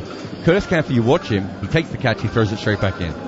It's those little things he does right, Australian football terms, the 1%ers that he keeps getting right, that really, really matter, I think. Game awareness. Yeah, but it's everything. He's the old baseball thing, if you've got 2 players who could do something correct and one player does it they both end up with a similar score. New over begins, the 10th over begins from Maharaj, and pushed away out towards mid-wicket, 1 run. They both end up with a similar average or a similar pitching record, but one does everything wrong technically and one does everything right technically. You back the one who does everything wrong technically. He's one of those people who does everything right. He puts himself in the correct decision, the correct position at all times, Curtis Campher. Maharaj once more. Oh, drops it short, and again, I think just saw Campher leaving his crease and attempting to charge, but in the end, he was short and wide and could only be cut to the sweeper for 1. So we talk about how often he fields the ball. He's asking to be put in those positions, and because he is a good athlete and he does field quite well, he ends up sweeping on both sides of the wicket or at long on and long off. He's putting himself in those positions. So a 3-tool cricketer, if you want to take the baseball metaphor a further step. Fuller this time from Maharaj, hits Harry Tector on the pads, polite appeal for leg before, not out. You see a lot in franchise cricket, lower levels of franchise cricket. 3-tool. Yeah. So in other words, that ball and field. Yeah. So a lot of guys who are like 8th, 9th and 10th or 11th best player in a franchise league. Slapped away again, not timed at all off the toe end of the bat by Harry Tector to cover, 1 run, 68 for 4. You see a lot of these guys who are probably not good enough at batting or bowling, but when you factor in the fact that they can field as well, teams will slip them in as local professionals. Reverse sweep attempted here from Curtis Campher, and it looked a bit cumbersome and slightly laboured. And did he get some bat on that? Hit him on the pad. I think it might have been deflected off the bottom edge onto the pad first, and they scuttled through for a single. 114 runs required from 61 balls, so it's hovering at around 11 and over the asking rate. And that was very, very peculiar. Harry Tector has launched into a cover drive or an off drive against a ball that only just landed on the cut strip. Peculiar that. I'm surprised he didn't let it go. Now it drinks at the county ground in Bristol, and they're being brought onto the field by Tristan Stubbs, who's not playing today. Well, that ends the debate about whether he was on the M6 up to Manchester to join the Manchester Originals. He's just been signed up for the 100, but that is the reason that he's not playing tonight. So that just the feeling that you've just been told you're £100,000 better off than you were when you woke up in the morning, or maybe you had an inkling before that. Anyway, that's the reason that he's bringing the drinks on, and no wonder he's got a very, very substantial smile on his face. 113 required off the last 10 overs, 11.3 runs and over, and for the next 5 of the last 10 overs, you'll be with Tim Murtagh and Andrew McKenna. Cheers, Manners. Halfway stage, South Africa were 54 for 2, according to my notes. That doesn't sound right, so I may have written that down wrongly, or I can't read my own writing. I think they were not far off that, to be honest. I am going to double check it because it doesn't feel right, but either way, there's still some way to go for Ireland. They're trying to make 183 to win this game, and at the end of 10 overs, South Africa were indeed 54 for 2, which tells you what they managed in the second half of the innings, because they ended up posting 182 for 6. So most definitely work to do for Ireland. Sterling 28, Valberni a duck, Tucker first ball duck, Delaney second ball duck, 2 for 1, 2 for 2, 40 for 3, 40 for 4. Good game to win from here. It's a very good game to win from here. I think, as you say, the difference between these two teams is that Ireland don't quite have a David Miller or a Dwayne Pretorius walking out at 6 and 7. That's the difference, and probably you would back South Africa to bowl a lot better at the death than the Irish boys did as well. But it is, Shamsi's the threat we knew he was going to be. He's certainly turning the ball quite big now. And in he comes again. Left arm over the wicket, wrist spin into the right-handed Tector. Tector turns to square leg and takes a single that takes him to 27. Ireland 71 for 4. Did you see the fourth umpire bringing out 2 coffees for the umpires? It's not that cold, surely. Goodness sake. This is England. This is the height of summer. This is as good as it gets. In goes Shamsi again. Camper's gone a long way across his stumps, trying to play a sweep, and I think it might have been outside the line of off stump. As Shamsi had a half appeal that wasn't really ever supported by de Kock, and there's very little in terms of a discussion about a potential DRS. Might have actually been glove as well. Hit the pad, yeah, it hit the glove, did it? Well, it might have had something to do with why no one else went for it. Shamsi in. Down the pitch comes Camphor. It's a fairly agricultural heave to long on to Hendricks. Single taken. 13 from 13 is Camphor. Ireland 72 for 4. It's probably not the percentage shot to the left arm wrist spinner there. He's got to back himself to be picking it pretty well to leave his crease and dance down and try and hit him. Well, he's gone miles across his crease to the offside here, Tector. And he's hit Shamsi to the square leg sweeper, who is Klassen, but it is just a single. 73 for 4. Shamsi is South Africa's leading T20 wicket taker. He started the evening with 68. He's now up to 69, thanks to the wicket of Delaney. He's taking those at just under 21 a wicket. Deep in his crease is Camphor, hitting to Miller in the ring on the offside, just a single. 74 for 4. He's certainly an impressive bowler, isn't he? He's got all the tricks. Irish boys are trying their best here. They're trying to sweep, trying to give themselves room. They don't really look like they've got a boundary option. Textor goes a long way outside of off stump again and drives Shamsi straight.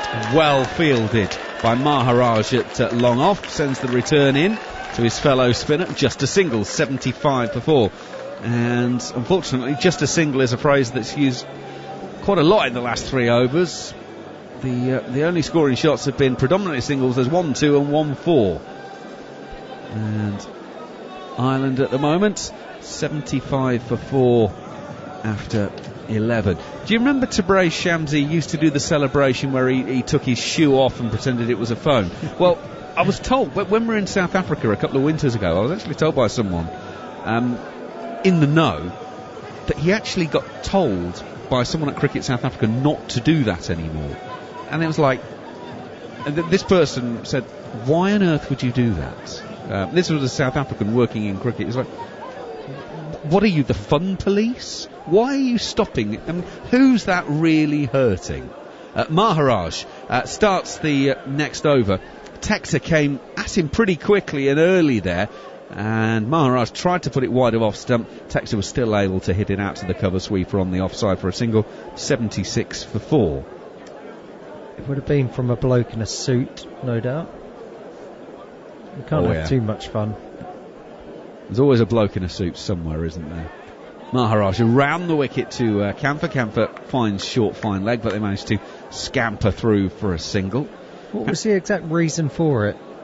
Who was he dialing up? No, that's the part of the answer I don't know off the top of my head. Was it his mum? I think probably might as well be. Maharaj. Textor threatens to go leg side, goes offside, and then hits a really good ball through wide, long on and away for 4. Harry Textor's got 34 from 27. Ireland 81 for 4 halfway through the 12th. Yeah, good shot. Boundary that was much needed by the Irish boys. I guess when Harry Textor's still there, Ireland have got half a sniff. It's a bit of a long shot, but you know, he's such a good striker of the ball.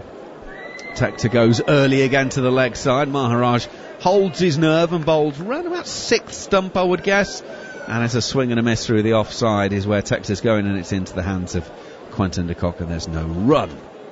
Just gave himself a little bit too much room there, couldn't quite catch up with it. Maharaj, no, that one's closer. Textor's had a big swing at that, misses, and it's not far away from the timbers. De Kock takes it cleanly, and Textor's falling around all over the place. Quentin de Kock took the ball back to the stumps and just waited and waited just to see if he was going to overbalance or not, and he didn't. 102 needed from 49. Maharaj goes in.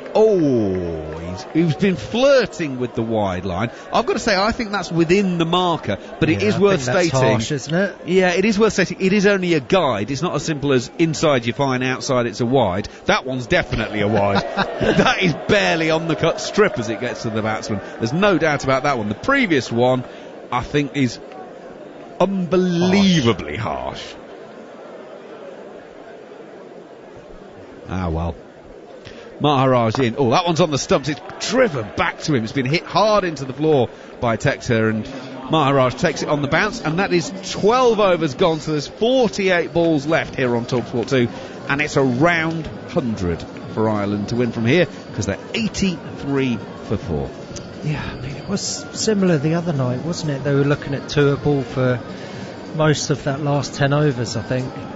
Still got the power of George Dockrell to come as well, so you just never know.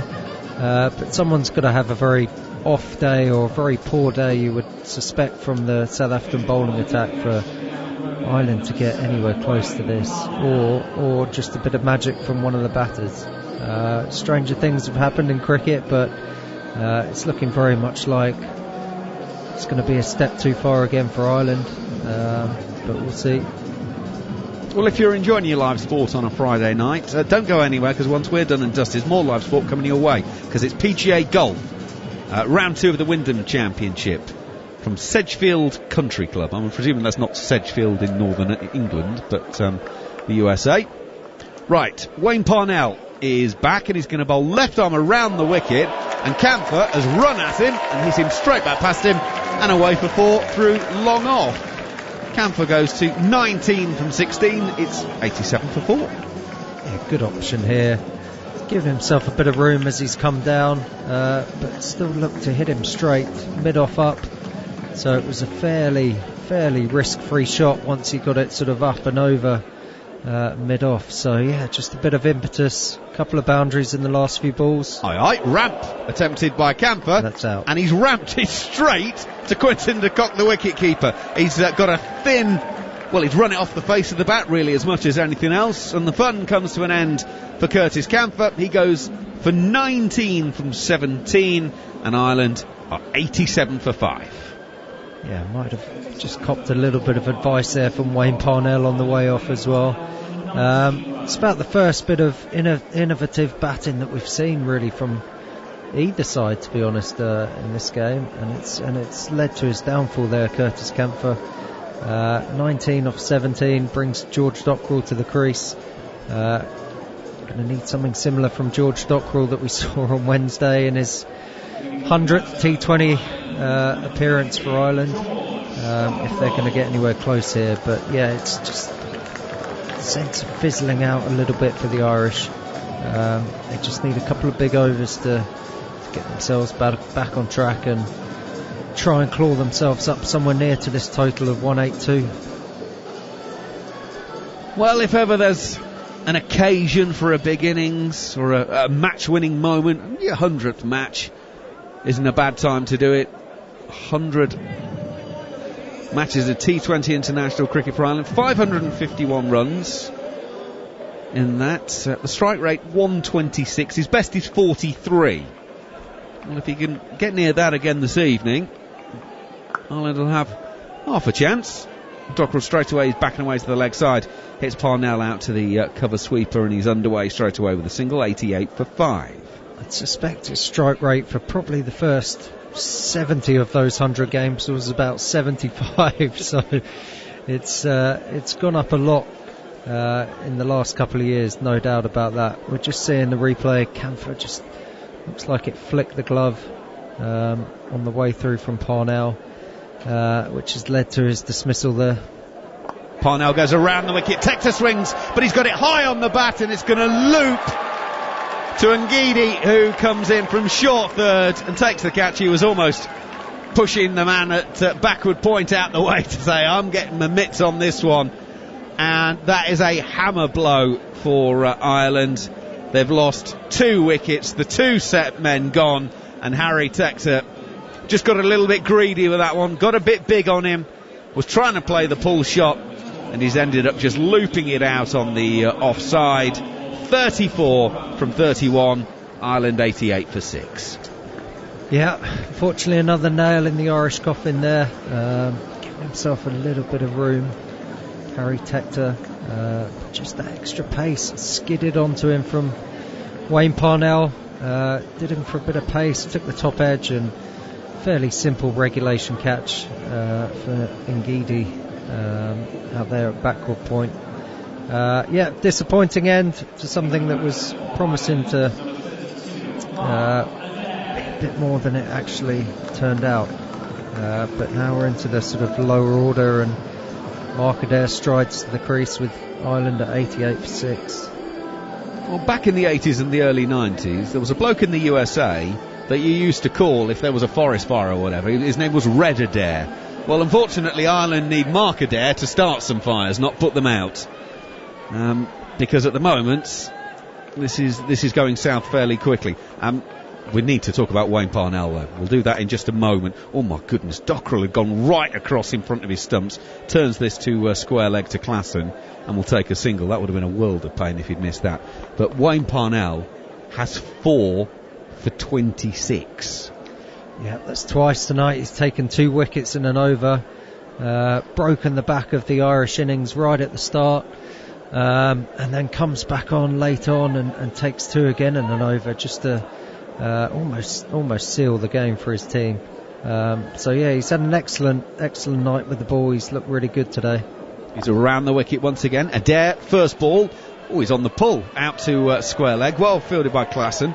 Gets down behind it, knocks it down. Markram will complete the fielding, and they will take 2. So 13 overs gone. 91 for 6 are Ireland. They're trying to make 183 to win this game. So there's plenty of work to do with not many wickets left. Dockrell and Adair both have 2. Sterling 28, Texer 34, Camphor 19. The only men to make scores, because Balbirnie, Tucker and Delaney all dismissed for Ducks. And, well, we said before the game, was it going to be one of those nights where everyone had to contribute for Ireland to win? Unfortunately, in a batting sense, not everyone has contributed this evening, and it's kind of given them a problem. Yeah, you've got that kind of deflating sense almost when the Irish boys were walking off at half-time. They kind of felt opportunity missed, really. As you say, South Africa were 50-odd for 2 after 10 overs, and you were thinking, if they keep them to 150 max at that point, they would have done really well. So to end up with 180 was almost a bit deflating, and that's kind of carried over into the batting innings. Pretorius to start the 14th. Hit to mid-off by Dockrell, and they'll take a single. 3 from 3. 92 for 6 means 91 to win from 41 balls. It's important to say, we were at 13 overs and 1 ball. At this stage, South Africa still hadn't made 100 in their innings. There was 2 balls into the 15th, which just gives you an idea of how much they came on in the latter stages. But the point was, there were only 4 wickets down when they reached the 100, and that's the kicker for Ireland. Yeah, it just shows top quality teams have strength and depth. Pretorius in, outside of off stump. Adair has a heavy-footed swing at that one, trying to go through the offside, makes no contact, it through to Quentin de Kock. It's a bit of a harsh learning lesson, this one, for Ireland, having come a lot closer the other night. I'm writing them off at the moment. Funnier things could happen, but it's not looking likely at the minute. Mark Adair waits, bat raised. It takes him on the pad, it's sliding down the leg side. That won't be given out, it'll run out on the offside, and they will take a leg by. Problem for Ireland is that is only 1 that takes them to 93 for 6, and they already need over 2 a ball, because it's 90 from 39 to win from here. Yeah, it just shows the quality of the South Africans, doesn't it? As we said, they could have such a slow, steady kind of build-up in those first 10 overs and then really explode towards the end of the innings. Pretorius is in. It's been hit up in the air by Dockrell, and he'll be caught by David Miller at mid-off. So the 100th appearance for Dockrell in an Ireland T20 shirt comes to an end with the bat. He makes 3 from 4, and it feels like someone is standing next to some brickwork at the moment, because it feels like the writing is on the wall at this one as the 7th goes down. Maybe Banksy, seeing as we're down at Bristol, that part of the world. Tried his best there, George, to try and clear mid off. Always a bit of a nightmare scenario when you're sort of low order batsman / tail ender when you're walking out and you need 90 runs or 40 balls, and it's always slightly embarrassing, and you're almost rather sort of getting it over and done with fairly quickly than eking it out and causing yourself or your team a bit more pain. But again, back of a length from Pretorius.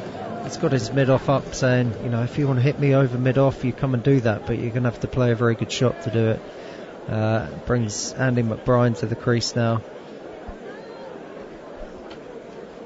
He's at the non-strikers end as Pretorius goes in. It's short and wide, and Adair has slapped this out to the cover sweeper, and Klassen takes a really good catch in the end.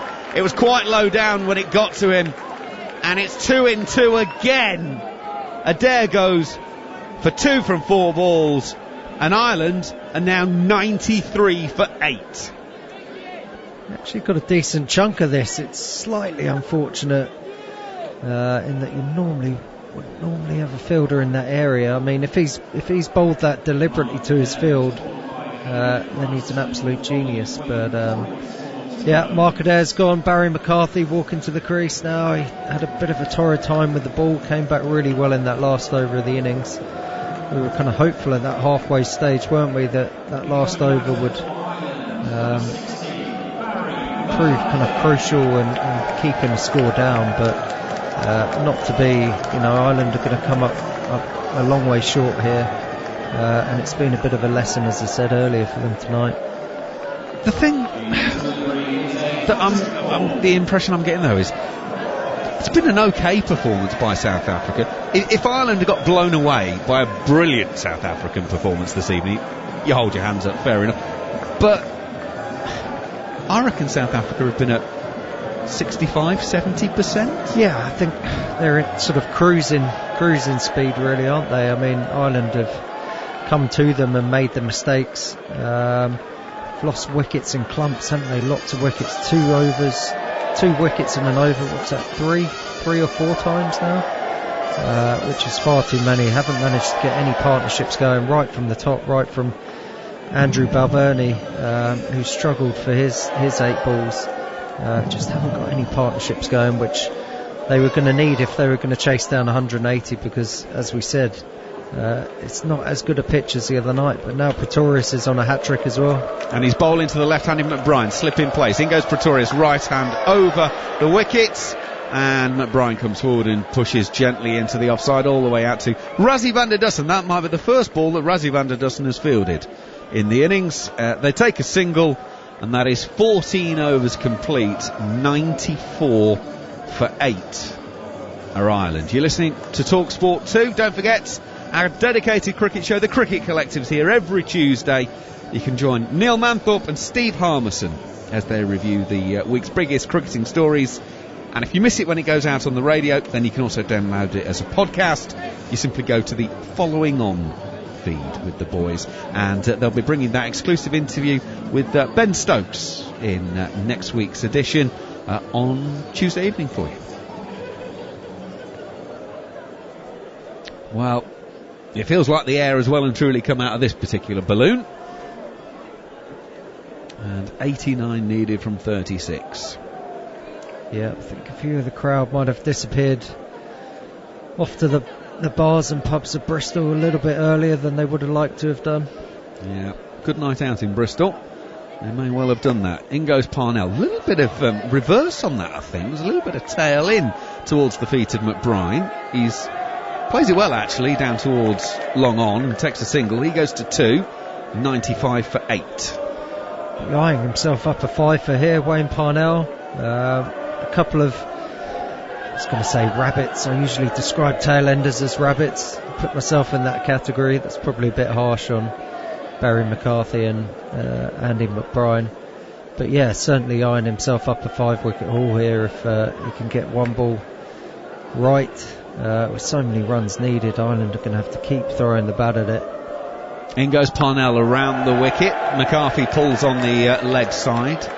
They will take a single, no real timing, 96 for 8. If Parnell is able to find one more wicket, it would be his best figures in T20 internationals. His best at the moment is 4 for 13, so he is already past that in terms of runs. He's got the 4 wickets, but he would need the 5th to get into that column.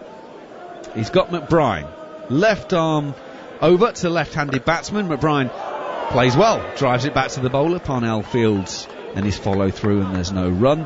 One thing Parnell has done is he's made the job of whoever's picking player of the match fairly easy. Yeah, he has. As we say, took those 2 crucial wickets right at the start of the innings. Just took the wind out of Ireland's sails straight away, and then came back later, just when Camphor and Tector were putting together a nice little partnership. Knocked over both of those 2 as well. In he comes for the 4th ball of the over. It's a brilliant take by Quinton de Kock. McBride has got an inside edge onto his pad, and Quinton de Kock goes full length away to his left hand side, and Wayne Parnell has a fifer. He's first in T20 international cricket, and there's as many celebrations for Quinton de Kock for the catch as there is for Wayne Parnell for getting the fifer. McBride goes for 2, 96 for 9. Parnell has 5 for 30. What a beauty. Absolute beauty. Firstly the ball, but then the catch as well, just to get a bit of seam movement away from McBride, who'd taken a step down, tried to work it in the leg side, just straightened, caught the outside edge, and wow, what a catch that is from Quinton de Kock. He might not have scored too many runs recently, but that's a blinder. That's up there with as good a wicket-keeping catch as you'll see to his left. So yeah, that writing is firmly on the wall. I think Banksy's doing a little bit more, a few pitches as well. There's only 1 wicket left now for the Irish. And Parnell's got 2 balls to find himself a 6fer. And with the greatest of respect to Barry McCarthy and Josh Little, I think I fancy my chances. I'll tell you what, I'd have a couple of slips in here, that is for sure. Why not? With the way that ball just sort of straightened to McBride. Yeah, Josh Little, not known for his batting. Bit of a thankless task here. I've been in this situation a few times, as I said earlier. Look up at the scoreboard and you need another 90 runs, 80 or 90 runs to win. Long way off. So he's round the wicket here, Parnell. Be surprised if he's going to target the stumps and the pads and try and knock over this last Irish wicket. There is 1 slip. In goes Parnell. Oh, it's a perfectly respectable forward defensive. Hits the middle of the bat, and Little wanders off, adjusts the gloves and said, what's the problem, everybody? A massive disservice there. Beautiful forward defensive from Josh Little. He's obviously been working on his batting as well as his bowling the last couple of years. There's a massive hack coming the next one though, isn't there? There's got to be. I hope so. As a fellow number 11, I'll be disappointed if I see another shot like that. Final ball from Wayne Parnell. Around the wicket. Oh, he's gone short ball and allows Little to duck out the way. And Wayne Parnell has just passed up the opportunity of a 6fer. Absolute waste. What is he thinking? Well, unless he was thinking, there's no way I'm going to bowl a bouncer to a number 11, so he might be swinging, he might get in a tangle. Anyway, well look, his work is done. It is a brilliant spell of bowling from Wayne Parnell. He will be the player of the match after a fifer. And the only thing that is left to be decided, if we're being brutally honest, is how many balls to spare South Africa will win this game by. There are 30 deliveries left in the match for Ireland to score 87 runs with 1 wicket, or South Africa to take 1 more and clean this up. Ireland are 96 for 9, trying to take down 182 for 6, and Neil Manthorpe will be picking up the commentary. Thank you very much indeed, Andrew McKenna. Down the wicket comes Barry McCarthy, looking to hit Dwayne Pretorius over the top, but it was almost as if he was playing a rehearsal for the lofted on drive without seeing where the ball actually was. really, I mean, it was an air shot, but it actually looked like he was playing an air shot. I'm not sure how much he was actually focused on the ball there. 87 runs to win, 29 balls left. South Africa on the verge of a very comprehensive victory as Pretorius bowls. And we were talking about this 2 days ago. The wide Yorker outside off stump is his speciality. It's delivery that he bowls particularly well. I was thinking though, like 97 for 9, the wide Yorker is probably your ideal delivery. I think it's become so much part of his DNA now. Ever since he was tasked with doing that job to middle order batters, it's just what he does now, like all the time. Another wide outside the off stump as he tries once more for the wide Yorker, and Barry McCarthy's feet to seam bowlers when he comes down the wicket. We saw it the other night. He's just... it's like he has never walked down the pitch at all to a bowler before. He's going to fall over one day. He's going to click his heels together. He almost did overbalance there because his feet were going in the wrong direction. Rather than towards the ball, they were going to square leg. That's a low full toss, and it's flicked away for 4 behind square on the leg side. Comfortably beating Rassi van der Dussen on the deep backward square leg boundary. Brings up the 100 for Ireland. 102 for 9. Barry McCarthy moves to 5. Yeah, that's 183 for victory. Sorry, that was... Can you explain what Pretorius' plan is this over? He's gone wide Yorker.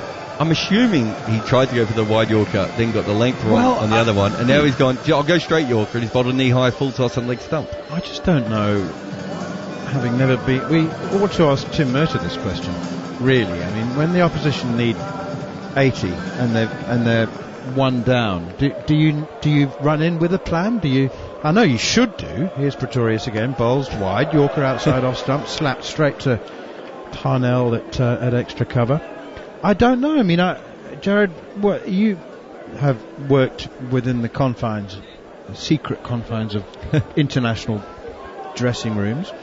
Do bowlers admit that when the opposition need 80 and they're 9 down, do your carefully worked out choreographed plans disappear? Do you just run in and bowl? And Pretorius is now overpitched and driven straight back down the ground for 4 more. Well, I'll tell you what, there's a few Irish, several 100,000 maybe even Irish supporters in the crowd, and they've got something to cheer now. A couple of boundaries in this over. I remember quite early on... In fact, do you formulate plans bowling to the number 10? Well, so I remember quite early on working with St Lucia, and they asked for plans for 6 players, and we played against Dinesh Randan, who played his greatest ever T20 innings and beat us, and he was batting at number 7. Straight down the ground, he's got all of that. That's gone very high, very long, into the crowd for 6. It's great. Terrific stuff from Barry McCarthy. When he stays still, he hits quite well. I don't know why occasionally he's charging the other wicket, because he does look like he's going to get lost, but when he gets his feet set and just stays in the crease, that's a beautiful hit. So a couple of games later, we were basically doing plans for all 11 players, and I remember trying to, earnestly give a plan on how to bowl to Adam Zampa, and everyone going, I just don't think we need it. So no, the answer is very rarely do you look at the number 10 and 11 and give good plans on how to bowl to them. So I just get the impression that Dwayne Pretorius is just running up and bowling his favourite delivery. Yeah, I actually thought originally he was just like, well, at the death I usually bowl this, so I'm going to try and knock this off. Bowls another wide one outside off stump, and it's carved out towards backward point, and Heinrich Klaassen for a moment, ball was in the air for quite a long time, and he thought that he was in the business of taking a catch to win the match, but it fell short of him, and Barry McCarthy has managed to... They ran 2 though, I think they did, didn't they? He should have just run 1 and kept the single, so I don't think they kept the strike. I'm not sure that Josh Little is going to be contributing a great deal. 16 overs gone, Ireland 113 for 9. He had a great moment there, I don't know if you saw it, where after he played that shot, he sort of went, probably should have smashed that for 4 or 6. If I'd only executed my skills. Settle down, mate. You've just hit a couple of boundaries, no one's expected it, a beautiful 6, just take the win. Sometimes you just got to take the win. I say that the atmosphere. I mean, there naturally would have been a few questions asked about what sort of numbers you might have expected at the county ground in Bristol for 2 T20 internationals between visiting nations, Ireland and South Africa. But the atmosphere has been good. And the crowd numbers are, whilst obviously so significantly short of capacity. Shamsi into the attack once again, drops short, and it's pulled away by McCarthy. So they did only take one, by the way. They didn't come back for the second, sensibly enough. But they have now taken a single first ball of the 17th over, 114 for 9. I think the atmosphere has lacked the intensity that you sometimes get at T20. A Fortress Malahide. They had you see there was a kid down on the boundary with a Pakistan shirt, and he's like proudly dancing behind it. The shirt is absolutely 10 years older than the kid is. Here is Shamsi once again, down the leg side, nicely taken in the end by de Kock, wide signal, and rightly so. I mean, it pitched actually not very far off leg stump, that it turned further away, and it's asking a lot for the number 11 to get a bat on that. 115 for 9. Here is Shamsi once again, and that's nudged away behind square on the leg side for a single by Josh Little. Well, I've been on enough tours to enough destinations with you, Jared, to know that you're a man who appreciates a bargain with a second-hand replica kit. I do. Do you remember when the Melbourne Stars got the green shirts because they thought they'd be able to sell them to Pakistani fans? Pakistani fans don't pay full price for their own shirts. Shamsi in again. Down the wicket comes McCarthy. You're right, he should stand still, Barry McCarthy, because every time he's on the charge, it looks like he's got 3 arms, and he gets tangled up. He looks like a pacer or a trotter, where there's some sort of artificial thing keeping his legs together. They can't get too far apart from each other. You may have to explain what a trotter is. Is that not a thing in the UK? No, it's definitely not. Short, pulled away, out towards deep mid-wicket, for 4, just bounces inside the rope.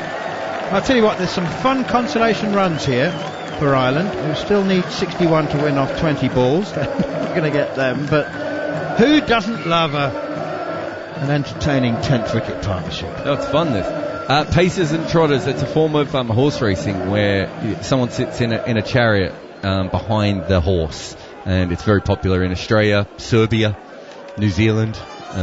I'm sure other countries, they're the only 3 I know. And they're really Serbia, really? Yeah, look, parts of America like it as well, but it's like making the horse run slower for no reason. Here is Shamsi, and slapped away down towards long off, just short of the field there. Maharaj tidies up, and they go through for another single. Yeah, it's the horse equivalent of 3-legged race. The human.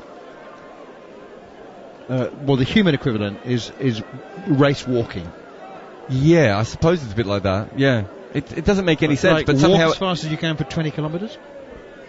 You're limited. You're not allowed to run, and horses are not allowed to gallop. Reverse sweep coming out from Josh Little. The number 11 has got a little edge on that, and it's raced away for 4. He'll dine out on that for a little while, I fancy. Josh Little is a career number 11, and he's whipped out the reverse sweep, and he's got 4 for it. Good on him. Brilliant stuff. Josh Little, his first boundary up to 5. Barry McCarthy has 24. And, as I said, they may be consolation runs, but they're a lot of fun. It's very Shamsi and Dwayne Pretorius that is thinking. Stuffed up our figures a bit here. As much as anything.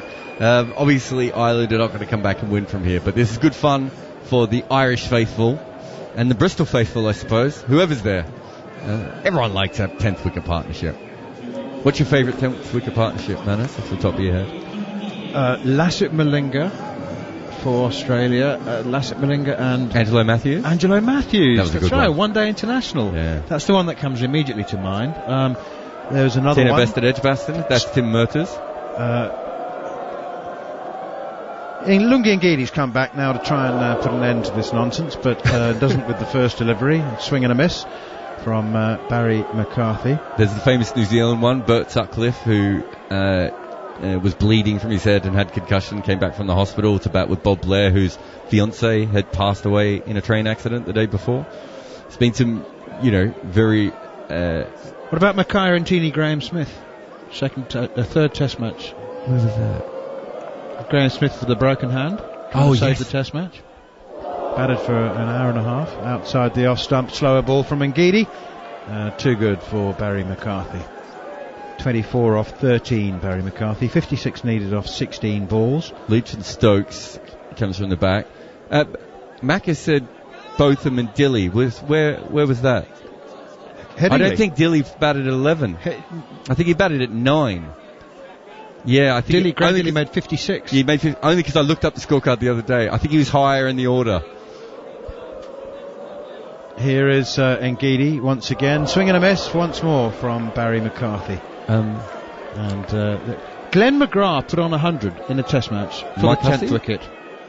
With Mike Hussey at the MCG. I was there. So was I.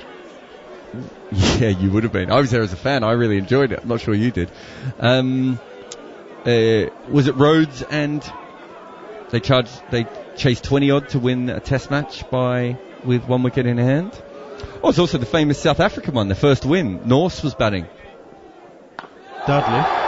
Short pull for 6 over mid-wicket.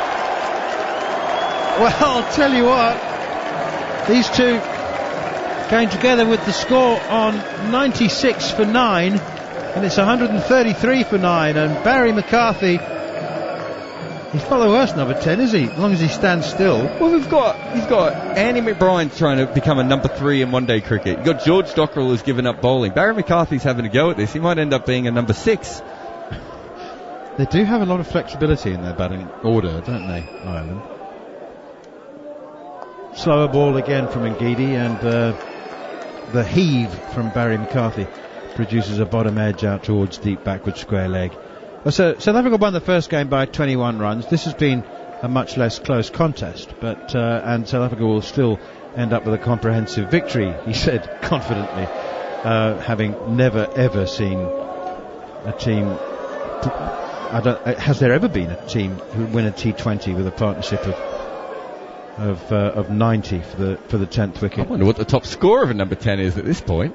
This is Barry McCarthy's career best. Previous was 30. A little slow, late cut now from Josh Little to another Ngidi slower ball outside the off stump. Andrew McKenna's just telling me that Barry McCarthy, his previous high score, T20 score was 30 not out, and he's now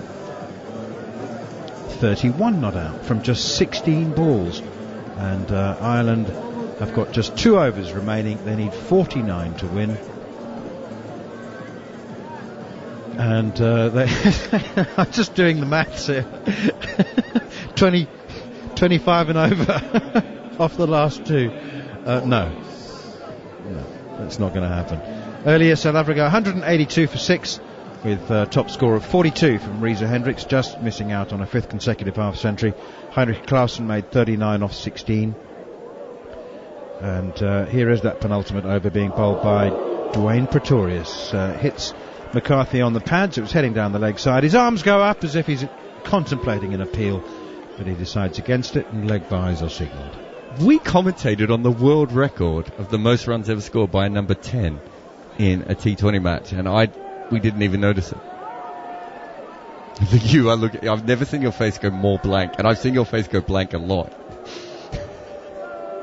You're trying to work out who it was. Yeah. Dwayne Pretorius coming into bowl. Here is, heads down the leg side and follows Josh Little. Turns it nicely off his pads out towards Klaassen again at deep backward square leg. So just run that by me again. We commentated on the T20 most runs game scored by a number 10 in a T20 international. No, not even T20 international. All T20 cricket. It's literally the highest score ever by number 10 in a T20 match. This is currently, by the way. Here's Pretorius while Jared counts up the figures. Here's short pulled out towards long on. Should be a fielder underneath it. Oh, and he drops it. He dropped it. Keshav Maharaj has dropped it. Straight in the bread basket, and that's also, it's gone through the hands and punished him by landing in a soft area between. Oh dear, that's absolute. And he's not. You don't field in a box at long with a box at long on. Oh, you don't want to be doing that. Oh, he's down. He's down. He's on his back. Second time in this game. Paul Sterling earlier was hitting the box while batting. Maharaj, unprotected in the family jewels, unfortunately has taken a blow there, and there's very little anybody can do about it. Time is the only healer. The physiotherapist has run out, but he's not going to apply. How long after this happens will he find this funny?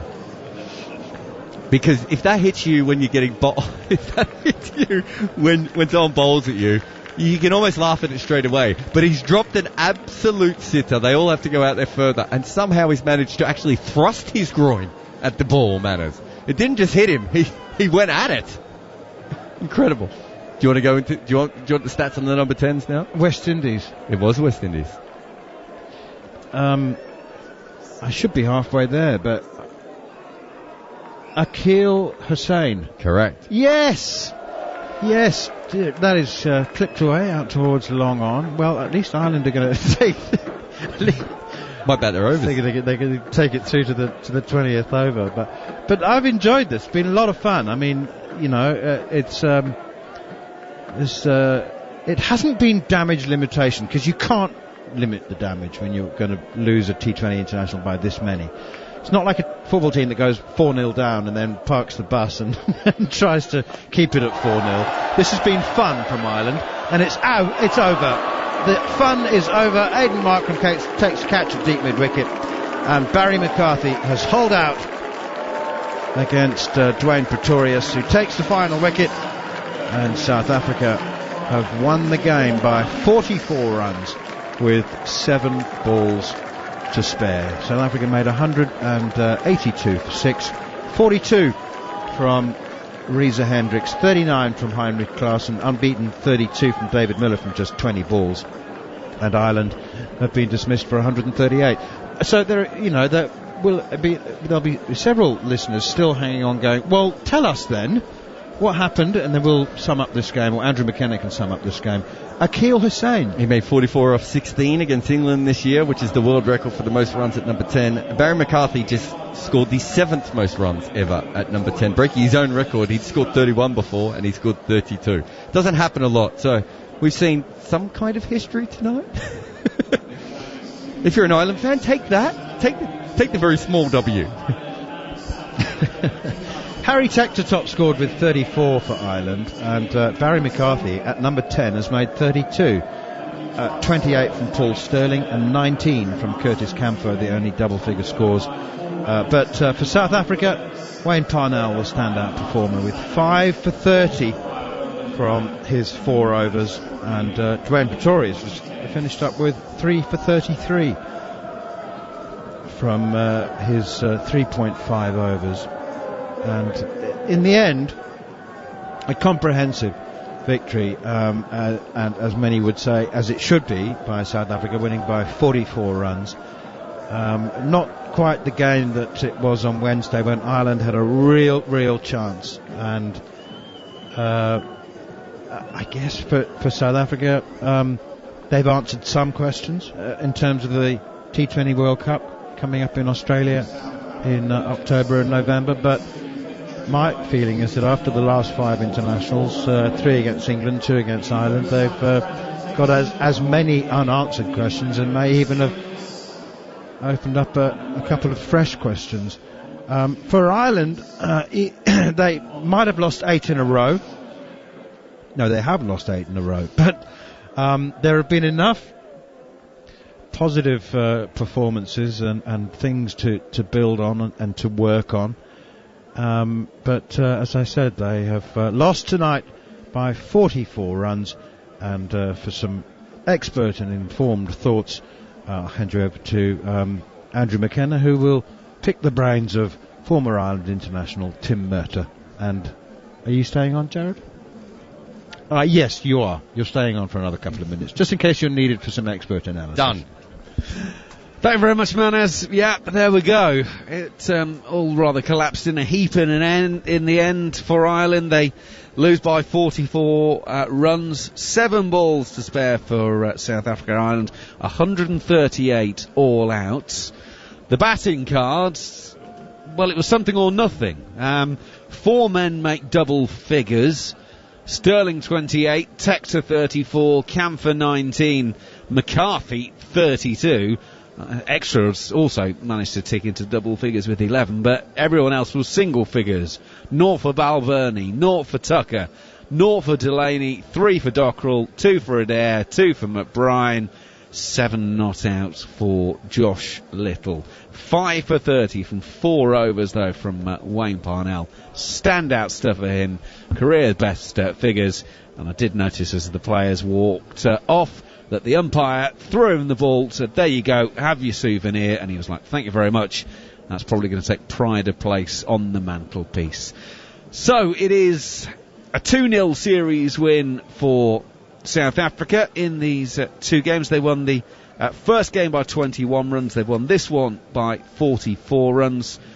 Tim Murtagh is still with us here on talkSPORT 2. Your thoughts then on the completion of this series then, Tim? And the first one, Ireland were always, we felt we're in it till round about sort of 18 and a half, maybe even 19 overs. This one, I'm afraid, being 2 for 2 in the second over, it was pretty much all ball over by the shouting at that stage, wasn't it? It was, yeah. Kind of had that sense at the halfway stage, didn't we? Kind of said, they've missed a trick, really, Ireland. Needed to take one more wicket, maybe, in that early period. Done so well for the first 10 overs. But then the ultimate sort of power and strength in depth of the South Africans really kind of showed. So as you say, I think first game they can be pleased with their efforts. Today they'll review this, they'll go back, have a look at some of the videos. There were some good performances. Gareth Delaney was excellent with the ball. Josh Little was excellent with the ball. Not too much to shout about with the bat. But yeah, you just got that sense that walking off at half-time 180 was a missed opportunity. They had a chance there, I think, to restrict South Africa to 150, 160 maximum, which really would have given them a shout. They had to go quite hard early on to have any chance of chasing that down, and sort of Wayne Parnell blew them away really early, and then came back and mopped up a few at the end as well. So an excellent night's work from Wayne Parnell. But yeah, altogether disappointing from Ireland tonight. As I said, I thought the first game really good showing and pretty strong, solid performance. But tonight, I think South Africa's class showed. We spoke a few weeks ago at the start of this campaign with Ireland here on talkSPORT 2, and we said what a great bunch of fixtures they had. They got games against India, New Zealand, South Africa, but of course, when you're losing them all, it can feel like the world's against you. They're obviously picking up positives all along the way. Is there a concern, though, Tim, that if you do keep losing, actually what looked a great idea on paper might sap a little bit of confidence out of the squad? Possibly, but I think if you ask the players who they'd rather be playing against, they'd rather be playing India and Malahide, they'd rather be playing against South Africa, they'd rather be playing against New Zealand than, no disrespect, but Oman and UAE and Papua New Guinea and sort of these kind of teams that they would have been playing a few years ago. So it is, there's no hiding place. They're playing some of the best teams in the world. It's a steep learning curve. It's one they're going to have to try and learn from quickly, but no doubt it's the kind of cricket that they've wanted for many years. They're the kind of games that they want to be involved in, and as you say, a couple of the games against New Zealand, especially the ODIs, more so than perhaps the T20s. Perhaps they're a better ODI team than they are a T20 team at the moment. So yeah, they're going to have to dust themselves down. They've got a World Cup coming up. They've got 5 games against Afghanistan coming up as well. there'll be a real test, because been two pretty evenly matched teams throughout the last 10 years, Afghanistan and Ireland. So plenty to learn from, but it's only good if you do learn from them and not make the same mistakes. And we've seen a few of the old kind of mistakes there a bit from Ireland, as Jared spoke earlier about a bit of a lack of death bowling options and perhaps a bit of lack of power down the order as well. So it's been pretty tough work having to watch that tonight for the boys. I think Macca too, I know what you're saying, but if you look at Josh Little's record, I know he's quite young and we're still hoping he develops into something quite special, but if you look at his record on its own, he looks like an incredible bowler, but if you do split it down against the better teams and the worst teams, there's a huge drop-off. He needs to play against them. Lorcan Tucker needs to play against them. Harry Tector needs to play against them. We know how good those guys are already, but we need to see them at that next level. And that's always been the problem for associate nations, and Ireland's no longer an associate. They have to keep playing good teams because, there's a lot of, and Tim will know this, having played a lot of associate cricket, there are a lot of players who are really good against 80-mile-an-hour bowling and finger spin. It's that next step up, and Ireland just need to play it as much as possible. If that means, they get kicked around the behind a few times, well, I don't think that's the end of the world. And Tim's spot on. I talked to Andy Balbirnie recently, and he said there's no doubt that T20 is our weakest format of the game at the moment, and I think we've seen that a little bit here. Gentlemen, thank you so much for your company this evening, and indeed on Wednesday as well. Cracking entertainment, good fun. Unfortunately for Ireland, they weren't able to get the win. South Africa take this series 2-0. The live sport, though, continuing here on talkSPORT 2, because coming next, we turn our attention to PGA Tour Golf and round 2 of the Wyndham Championships from Sedgefield Country Club. Well, he's facing McCarthy. He swung this one into the leg side and picks out the man on the mid-wicket boundary. Van der Dussen again against the off-spinner. Down the pitch.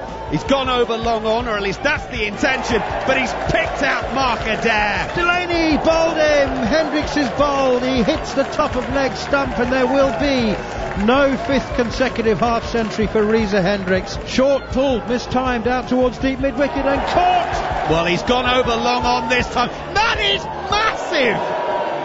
Oh my goodness, Adair has just bowled runs. Adair is in again. Miller's gone over extra cover and has gone all the way for 6. Adair is in. He bowls a slower one. Huge swing at this one for Pretorius. He's got a top edge. It's gone absolutely nowhere, and the catch is taken at point. And Pretorius goes. Parnell comes in, and Balbirnie has got himself in a tangle and has just chipped this one to Maharaj. 78 the other night. Straight away, he's hit it to mid-on and is out caught. Parnell's got 2 in 2. Parnell is in. Sterling has swung this one over long on and all the way for 6. He's back up in his upright. Oh, it's a slower ball from Ngidi, and it's immediately carved into the air and caught by Aidan Markram at backward point. Chamsey in once again. Oh, big appeal for leg before wicket, and up goes the finger. Ramp attempted by Camper. That's out. And he's ramped it straight to Quinton de Kock, the wicket keeper. It feels like someone is standing next to some brickwork at the moment, because it feels like the writing is on the wall. It's a brilliant take by Quinton de Kock. McBride has got an inside edge onto his pad. And it's out. It's over. The fun is over. Aidan Markram takes catch at deep mid-wicket, and Barry McCarthy has holed out against Dwayne Pretorius, who takes the final wicket, and South Africa have won the game by 44 runs.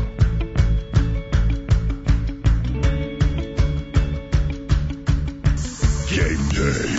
The goals are calling.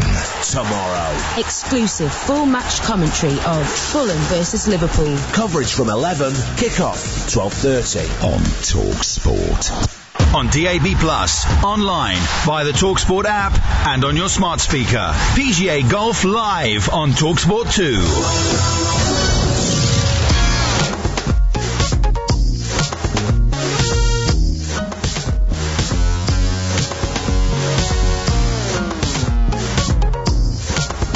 You're listening to live PGA Tour Golf here on talkSPORT 2. Thanks to Andrew McKenna and the team for the last 3 hours with the live and exclusive international cricket. But now our attention turns to the golf It's round 2 of the Wyndham Championship from Sedgefield Country Club in North Carolina. It's currently a 3-way lead at the top of the leaderboard with the Americans Brandon Wu and Ryan Moore and the South Korean Ju Young Kim all tied on 9 under par after stellar rounds this afternoon.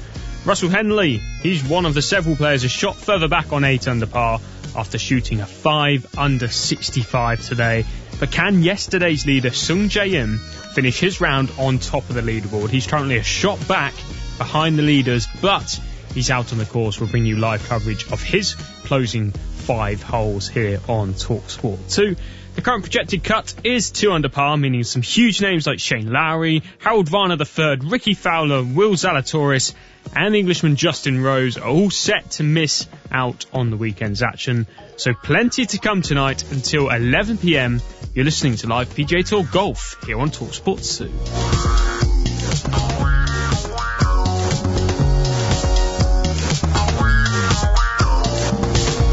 So as always, Earl Forsey, Will Haskett and John Rollins anchor this week's play-by-play coverage from Sedgefield Country Club, as I said, in North Carolina, while Mark Carneville and Bill Rosinski call the action from inside the ropes. So without further ado, let's head over to the leaderboard update for our colleagues at PGA Tour Radio here on talkSPORT 2. They won over, so in a share for a while today, he's one back with Russell Henley 8 under par and 1 behind as well. Brian Stewart trying to fight his way into the FedEx Cup playoffs, needs to make the cut to do that, and he's in great shape right now, tied for 7th, 7 under par for the week with Anirban Lahiri also at -7, tied for 7th, and that's only 2 shots off the lead. Yeah, 3 former FedEx Cup champions teeing it up this week. Billy Horschel 1 under today. He's now 4 under for the week, and Billy sitting in a tie for 20th. Justin Rose 2 under par today, trying to make a move. Needs a couple of more, 3 more birdies in his last 4 holes to try to make the cut. He's currently 1 over par for the week. That's tied for 97th. And Bill Haas, tough day today, 4 over par, 74 for Bill. He finishes the week at 2 over par and will miss the cut. John, this week PGA Tour champions at Canyon Meadows Golf and Country Club in Calgary, Alberta, as they chase for the Charles Schwab Cup, makes its lone visit of the season to Canada for the Shaw Charity Classic presented by Suncor. Kirk Triplett 5 under through 16 holes, 2 to go. He has a 1-shot lead over Paul Goydos and Robert Carlson. They're in with 4 under par 66s, while Padraig Harrington is 4 under through 14, 1 back of Kirk Triplett, your leader in the opening round. The race for the Fortinet Cup this week, visiting Heritage Course, Blainville Golf Club in suburban Montreal, as PGA Tour Canada continues its season in Blainville with the Quebec Open. Ryan Gerard has moved in front now, 4 under par midway through his second round. Gerard at -11 has a 2-shot lead on Bryce Hendricks, who's solo second at -9. You know, looking at FedEx Cup points in the standings right now, where we are late on a Friday, Nick Taylor, who was 120th and inside the number to start the week, he's projected down onto the last spot at number 125. Nick Taylor is right on the cut line number, -2. He's done for the day. He shot 71, but John, he had to birdie 18 to get it to 2 under par today to finish off his round. He was over the green, chipped in for birdie at that tough 18th hole.